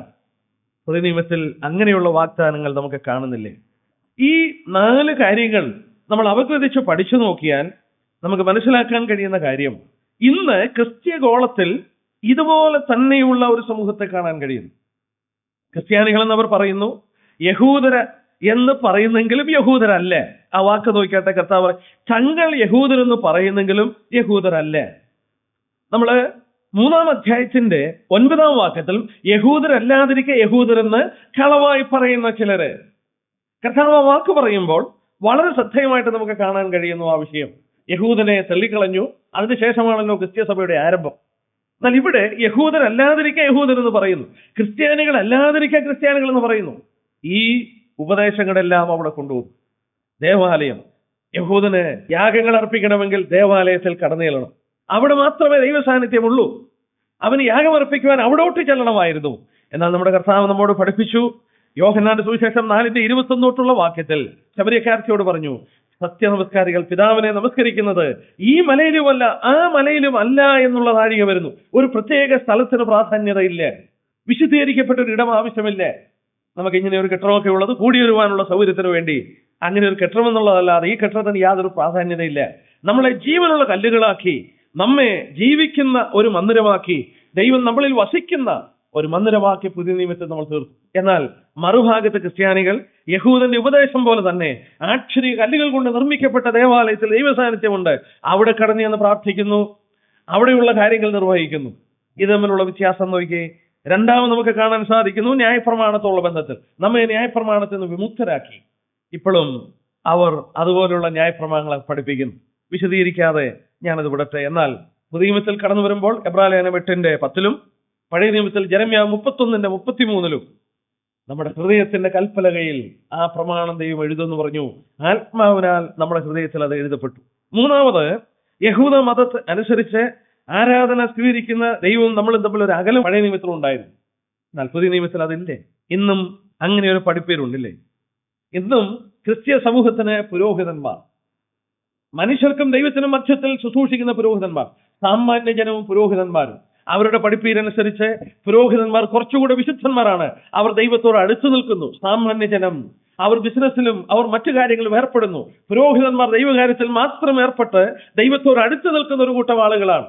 അവർക്ക് ദൈവത്തോട് അടുക്കണമെങ്കിൽ പുരോഹിതന്മാർ മൂലം അടുത്തു വരുന്നു. പഴയ നിയമോപദേശമാണ്. അതിന് വേറെ ഒരു മുഖച്ഛായം ഉണ്ടായി. ഇതേ ആശയം തന്നെയാണ് പെന്തിക്കോസ്റ്റൽ സർക്കിളിൽ പാസ്റ്റർമാർക്കും വന്നിരിക്കുന്ന സ്ഥാനം. പൗരോഹിത്യം പോലെ തന്നെ അവരിൽ കൂടെ സാധിക്കുകയുള്ളൂ ദൈവത്തോട് അടുക്കുവാൻ, കർത്തൃമേശ മുറിക്കുവാൻ, സ്നാനം നടത്തുവാൻ, ശവസംസ്കാരം നടത്തുവാൻ, ശുശ്രൂഷകൾ നടത്തുവാൻ. ഈ വിധത്തിൽ വിശുദ്ധീകരിക്കപ്പെട്ട ഒരു കൂട്ടം ആളുകൾ ആവശ്യമാണെന്നുള്ള ടീച്ചിങ് വരുമ്പോൾ വാസ്തവത്തിൽ കർത്താവ് പറഞ്ഞ വാക്കുകളുടെ ഗൗരവം ശ്രദ്ധിക്കുക. അവർ കളവായി പറയുന്നു, നമ്മെ എത്രയോ സ്വാതന്ത്ര്യമുള്ളവരാക്കി മാറ്റി. എന്നാൽ യഹൂദരല്ലാതിരിക്കെ യഹൂദൻ എന്ന് കളവായി പറയുന്നു. നമ്മൾ ഓർത്തു, അത് ആക്ഷരിക യഹൂദനെ കുറിച്ചല്ല പറയുന്നതെന്ന് പല വേദപണ്ഡിതന്മാരും പ്രസിദ്ധന്മാരായ പല പണ്ഡിതന്മാരും പറഞ്ഞിരിക്കുന്നത് കാണുവാനായിട്ടിടയായി. ആ കാലഘട്ടത്തിൽ യഹൂദന്മാരുടെ ഉപദ്രവം ദൈവസഭയ്ക്ക് ഉണ്ടായിരുന്നു എന്നുള്ളത് വാസ്തവമാണ്. എന്നാൽ ഫിലദൽഫിയ കാലം വന്നപ്പോൾ ആ ഉപദ്രവം ഇല്ലായിരുന്നു. എങ്കിലും ഫിലദൽഫിയോടുള്ള ബന്ധത്തിൽ ഈ യഹൂദരെ കുറിച്ച് വീണ്ടും അവർ പരാമർശം കാണുമ്പോൾ നമുക്കിത് ചിന്തിപ്പാൻ കഴിയും. അത് പ്രത്യേക ചിന്തനീയമായ ഒരു കാര്യം കൂടിയാണെന്നുള്ളത് ഓർക്കുക. യഹൂദന് പഴയ നിയമത്തിൽ അനുഗ്രഹങ്ങൾ, ഭൗമികമായ അനുഗ്രഹങ്ങൾ പറഞ്ഞത് പുതിയ നിയമത്തിൽ വീണ്ടും അത് പഠിപ്പിക്കുന്നു. ഇത് നമ്മളതിനെ അപഗ്രഥിച്ച് വേർതിരിച്ച് മനസ്സിലാക്കേണ്ടത് ആവശ്യമാണ്. എന്നാൽ 10-ാം വാക്യത്തിൽ കർത്താവ് പറഞ്ഞു, നീ സഹിപ്പാനുള്ളത് പേടിക്കേണ്ട. നമുക്ക് ഒരു അല്പം നിമിഷം ആ വാക്ക് നോക്കാം. നീ സഹിപ്പാനുള്ളത് പേടിക്കേണ്ട. കർത്താവ് അവിടെ പറഞ്ഞു, ഡു നോട്ട് ബി അഫ്രൈഡ്, പേടിക്കേണ്ട. നമുക്ക് സഭയെ ബലഹീനമാക്കി തീർക്കുവാനായിട്ട് സാത്താന് കഴിയുന്ന ഒരു തന്ത്രമാണ് ഭയം. അനേകം വിശ്വാസികൾ കർത്താവിനെ സാക്ഷിക്കുവാൻ ഇടയാകാതെ മാറിപ്പോകുന്നത് അവരുടെ ഭയമാണ്. ദൈവസഭയിൽ അവർക്ക് എഴുന്നേൽക്കാൻ ഭയമാണ്. ജോലി ചെയ്യുന്ന സ്ഥലത്ത് കർത്താവിനെ സാക്ഷിക്കാൻ ഭയമാണ്. ഭയം എന്നുള്ള ഒന്ന് അവരെ വാസ്തവത്തിൽ എന്തിനോ ഒന്ന് സാത്താൻ അടിമയാക്കുകയാണ്. വചനത്തിൽ കർത്താവ് നമ്മോട് പറയുന്നു, നിങ്ങൾ ധൈര്യമായിരിക്കുക, ഭയപ്പെടരുത് എന്ന് പറയുന്നു. നോക്കുക, ഈ സഭ എത്രയോ കഷ്ടങ്ങളിൽ കൂടെ കടന്നു പോകുമ്പോഴും അവർ ഭയപ്പെടാതെ നിന്നു. കർത്താവ് അവരെ ധൈര്യപ്പെടുത്തുകയാണ്. എന്നാൽ പ്രായോഗിക ജീവിതത്തോടുള്ള ബന്ധത്തിൽ നമുക്കും ഇത് ചിന്തിക്കേണ്ടത് ആവശ്യമാണ്. പത്രോസ് ഒരു പെൺകുട്ടിയുടെ മുന്നിൽ ഞാൻ അവനെ അറിയുന്നില്ല എന്ന് പ്രാഗി പറഞ്ഞതിന്റെ കാരണം ഭയമായിരുന്നു. ഒരു പെൺകുട്ടിയുടെ മുന്നിൽ സാക്ഷിപ്പാൻ ഭയപ്പെട്ടത് ഭയം കൊണ്ടായിരുന്നു. ഇന്നും പുതിയ നിയമസഭയുള്ള ബന്ധത്തിലും കർത്താവ് ഭയപ്പെടില്ല എന്ന് പറയുമ്പോൾ ദൈവസഭയിൽ അനേകർ ഭയപ്പെട്ടിരിക്കുന്നു. അവരുടെ ജോലി സ്ഥലത്ത് കർത്താവിനെ സാക്ഷിപ്പാൻ അവർ ഭയപ്പെടുകയാണ്. എന്നാൽ ആ ഭയം അവരെ ഒരടിമത്വത്തിലേക്ക് കൊണ്ടുവരുന്ന പോലെയാണ്. പത്രോസ് ഇങ്ങനെ തള്ളിപ്പറഞ്ഞെങ്കിലും ആത്മസ്നാനം പെന്തിക്കോസ്ത് ദിവസം പരിശുദ്ധാത്മാവിനാൽ നിറയപ്പെട്ട ശേഷം ആ പത്രോസിനെ പിന്നെ കാണുന്നുണ്ട്. വിരൽ ചൂണ്ടിക്കൊണ്ട് യഹൂദന്മാരോട് പറഞ്ഞു, നിങ്ങൾ അവനെ ക്രൂശിച്ചു എന്ന് പറഞ്ഞ് അവരുടെ നേരെ വിരൽ ചൂണ്ടുമ്പോൾ പത്രോസിന്റെ ഭയം എവിടെ പോയി? പത്രോസിനുണ്ടായ വ്യത്യാസം ആത്മാവിന്റെ നിറവായിരുന്നു. നമുക്ക് അപ്പോസ്തലപ്രവൃത്തി 4-ാം അധ്യായത്തിൽ നിന്ന് ഒരു വാക്യം വായിക്കാം. 4:31. വീണ്ടും ദൈവസഭ ഭയമുള്ളവരായി മാറി. 4:31 വാക്യത്തില് അവർക്ക് വളരെ പീഡയുണ്ടാകുകയും പ്രയാസങ്ങൾ ഉണ്ടാകുകയും ചെയ്തപ്പോൾ അവര് കർത്താവിന്റെ മുഖത്തേക്ക് നോക്കി പ്രാർത്ഥിക്കുകയാണ്. അപ്പോസ്തലപ്രവൃത്തി 4:31. അങ്ങനെ പ്രാർത്ഥിച്ചപ്പോൾ അവർ കൂടിയിരുന്ന സ്ഥലം കുലുങ്ങി, എല്ലാവരും പരിശുദ്ധാത്മാവ് നിറഞ്ഞവരായി ദൈവവചനം ധൈര്യത്തോടെ പ്രസ്താവിച്ചു. ആത്മാവ് നിറഞ്ഞു, ദൈവവചനം ധൈര്യത്തോടെ പ്രസംഗിച്ചു. നോക്കുക, പത്രോസ് ഒരിക്കൽ ഭയപ്പെട്ട് ഒരു പെൺകുട്ടിയുടെ മുന്നിൽ ഭയപ്പെട്ടവൻ ഒളിച്ചോടിയെങ്കിൽ ആത്മനിറവുണ്ടായപ്പോൾ പത്രോസ് വിരൽ ചൂണ്ടി യഹൂദന്മാരോട് പറഞ്ഞു, നിങ്ങൾ അവനെ ക്രൂശിച്ചു കൊന്നു. ശിഷ്യന്മാർ വീണ്ടും ഭയപ്പെട്ടിരുന്ന ഒരു കാലഘട്ടം. അവർ കർത്താവിന്റെ മുഖത്തേക്ക് നോക്കി ദൈവവചനം പ്രസംഗിപ്പാൻ വാസ്തവത്തിൽ അവര് ആത്മാവിനാൽ നിറയപ്പെട്ടപ്പോൾ അവർക്ക് ധൈര്യം അവിടെ കാണുവാനായിട്ട് സാധിക്കും. പരിശുദ്ധാത്മാവ് നിറഞ്ഞു, ദൈവവചനം ധൈര്യത്തോടെ പ്രസംഗിച്ചു.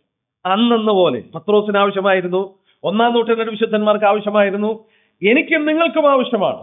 ദൈവവചനം പ്രസംഗിപ്പാനും കർത്താവിനെ സാക്ഷിപ്പാനും നമുക്ക് ആവശ്യമായിരിക്കുന്നത് ആത്മാവിന്റെ നിറവാണ്, പരിശുദ്ധാത്മാവിന്റെ നിറവാണ്. ദൈവാത്മാവിനാൽ നിറയപ്പെടുമ്പോൾ നമ്മൾ അറിയാത്ത ധൈര്യം നമുക്കുണ്ടാകും. ദൈവവചനം പ്രഘോഷിപ്പാൻ, കർത്താവിനെ സാക്ഷിപ്പാൻ നമുക്ക് വളരെ ധൈര്യമുണ്ടാകും. എന്നാൽ കർത്താവ് അവിടെ അവരോട് പറഞ്ഞു, നിങ്ങൾ ഭയപ്പെടണ്ട, ഫിയർ നോട്ട്. അവർ ഭയപ്പെട്ടിരുന്നെങ്കിൽ ഇന്ന് നാം വായിക്കുന്ന പോലെ പഠിക്കുന്ന പോലെ വെറുതെ ഒരു കൂട്ടം ആളുകളെ നമ്മൾ കാണുകയില്ലേ. അവർ മരണത്തെ പോലും ഭയന്നില്ലേ. കർത്താവ് അവരോട് പറയുന്ന വാക്ക്, നിങ്ങളെ പരീക്ഷിക്കേണ്ടതിന് പിശാച് നിങ്ങളിൽ ചിലരെ തടവിലാക്കുവാൻ പോകുന്നു. അത് ശ്രദ്ധേയമായ ഒരു വാക്കാണ്. നിങ്ങളിൽ ചിലരെ, പിശാച് നിങ്ങളിൽ ചിലരെ, എല്ലാവരെയുമല്ല. എല്ലാവരും കൂടെ ആയിരുന്നെങ്കിൽ ഒന്നിച്ചും കഷ്ടം അനുഭവിച്ചാൽ കുറച്ചുകൂടെ ആശ്വാസമുണ്ട്. സാത്താൻ അറിയാം എങ്ങനെ ഇടപെടണമെന്ന്. എല്ലാവരെയും കൂടെ ഒരേ അനുഭവത്തിലൂടെ കടത്തിപ്പോയാൽ ഒരു പക്ഷേ അവർ പരസ്പരം ധൈര്യത്തോടെ നിൽക്കും. എന്നാൽ ഇവിടെ നോക്കുക, കർത്താവ് പറഞ്ഞു, നിങ്ങളിൽ ചിലരെ സാത്താൻ ബന്ധനത്തിലാക്കാൻ പോകും, തടവിലാക്കാൻ പോവുകയാണ് എന്ന് പറഞ്ഞാൽ ചിലരെ ഡിസാർട്ടൻ ചെയ്യുവാൻ, അവരുടെ മനസ്സിനെ ക്ഷീണിപ്പിക്കുവാൻ, അവരെ കണ്ടിട്ട് മറ്റുള്ളവർ ഭയപ്പെടുവാൻ തക്കവണ്ണം ചിലരെ അത് ചെയ്യാൻ പോകുമ്പോൾ പറഞ്ഞു, നിങ്ങൾ ധൈര്യമായിരിക്കുക. വളരെ ശ്രദ്ധേയമായ ഒരു കാര്യമല്ലേ? കർത്താവ് അറിയാം ഇവരെ തടവിലാക്കാൻ. എന്തിനാണ് ഇവരെ തടവിലാക്കുന്നത് നമുക്ക് അറിഞ്ഞുകൂടാ. പക്ഷെങ്കിൽ തിരുവചനത്തിലൂടെ ഒരു കാര്യം നമുക്ക് വ്യക്തമാകുന്നുണ്ട്. ഫിലിപ്പി ലേഖനം 1-ാം അധ്യായത്തിൽ പൗലോസ് കാരാഗ്രഹത്തിൽ അടയ്ക്കപ്പെട്ടു. പൗലോസിനെ ജയിലിലിട്ടു. 1:12 തൊട്ടുള്ള വാക്യം, സഹോദരന്മാരെ, എനിക്ക് ഭവിച്ചതെന്ന് പറഞ്ഞാൽ my circumstances that is in prison. പൗലോസിനെ കാരാഗ്രഹത്തിൽ അടച്ചിരിക്കുകയാണ്. ആ കാരാഗ്രഹത്തിൽ അടച്ചതിനെ കുറിച്ച് പൗലോസ് പറയാണ്, എനിക്ക് ഭവിച്ചത്, കാരാഗ്രഹത്തിൽ ഞാൻ അടയ്ക്കപ്പെട്ടത് സുവിശേഷത്തിന്റെ അഭിവൃദ്ധിക്ക് കാരണമായി എന്ന് നിങ്ങൾ അറിയാതിരിക്കരുത്. എന്റെ ബന്ധനങ്ങൾ ക്രിസ്തു നിമിത്തമാകുന്നു എന്ന് അകമ്പടി പട്ടാളത്തിലൊക്കെയും ശേഷം എല്ലാവർക്കും തെളിവായി വരികയും സഹോദരന്മാർ മിക്കപേർക്കും എന്റെ ബന്ധനങ്ങളിൽ കർത്താവിൽ ധൈര്യമുണ്ട്. ദൈവത്തിന്റെ വചനം ഭയം കൂടാതെ പ്രസ്താവിപ്പാൻ അധികം തുനിയുകയും ചെയ്തിരിക്കുന്നു. നമ്മള് ആ അധ്യായം 4-ാം അധ്യായം ഫിലിപ്പി ലേഖനം 4 അത് അവസാനിക്കുമ്പോൾ 22-ാം വാക്യം നോക്കുകയും 4:22 വിശുദ്ധന്മാർ എല്ലാവരും വിശേഷാൽ കൈസറുടെ അരമനയുള്ളവരും നിങ്ങളെ വന്ദനം ചെയ്യും.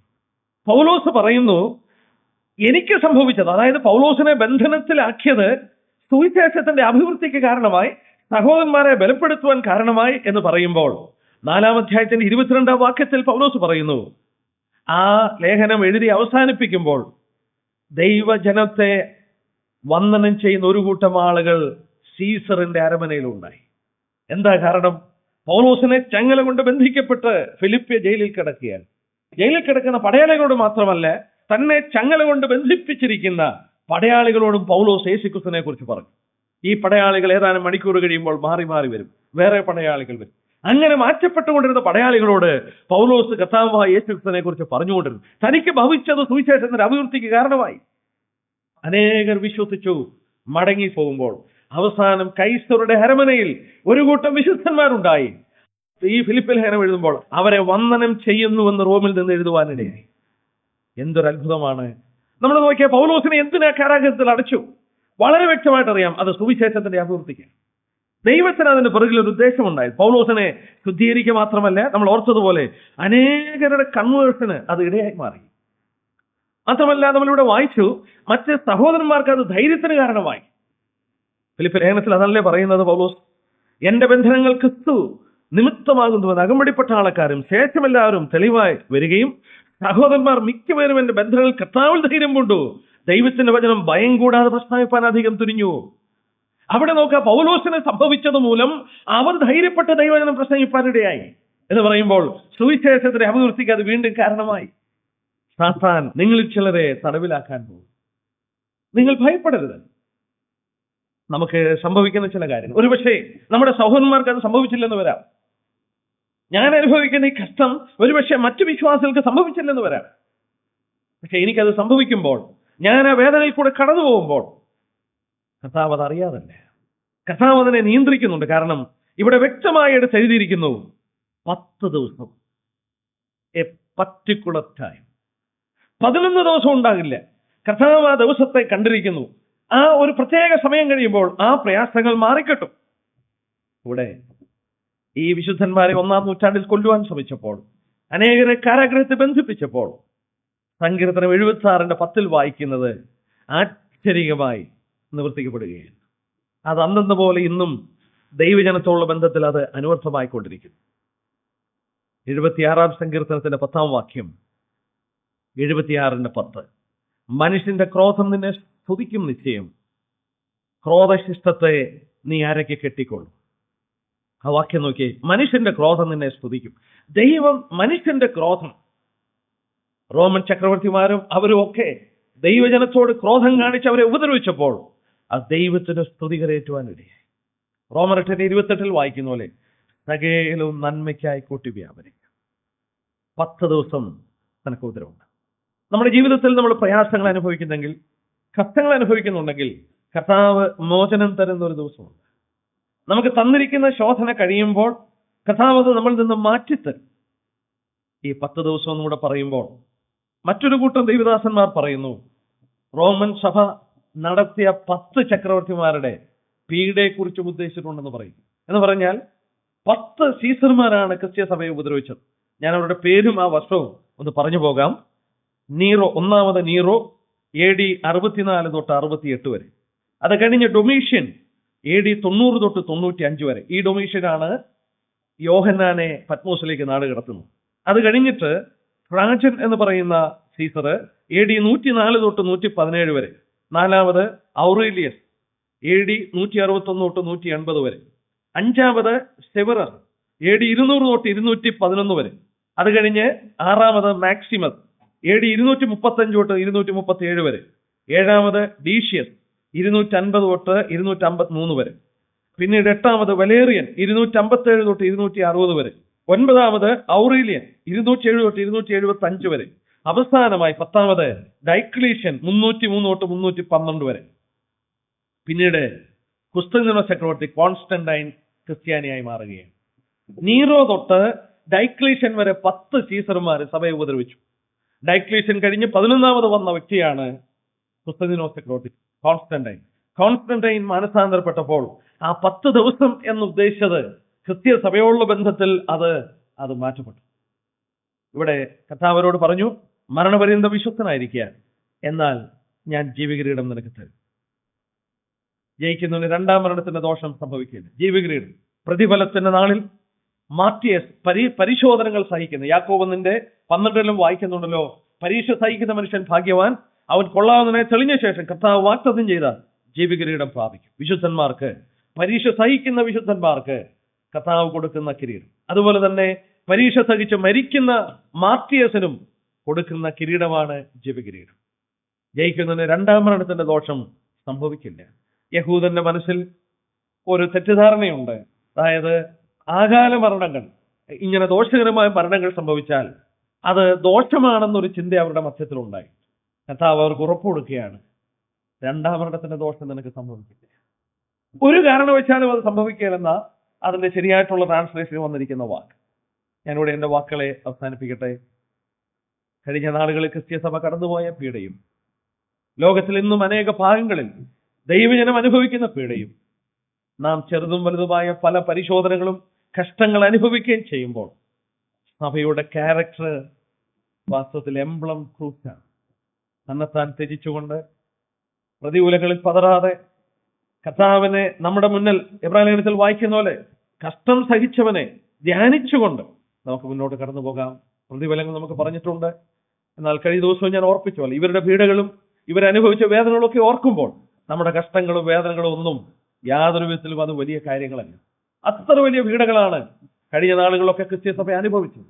നമുക്ക് വിശ്വസ്തരായി ജീവിക്കാം. ദൈവം നമ്മെ സഹായിക്കും.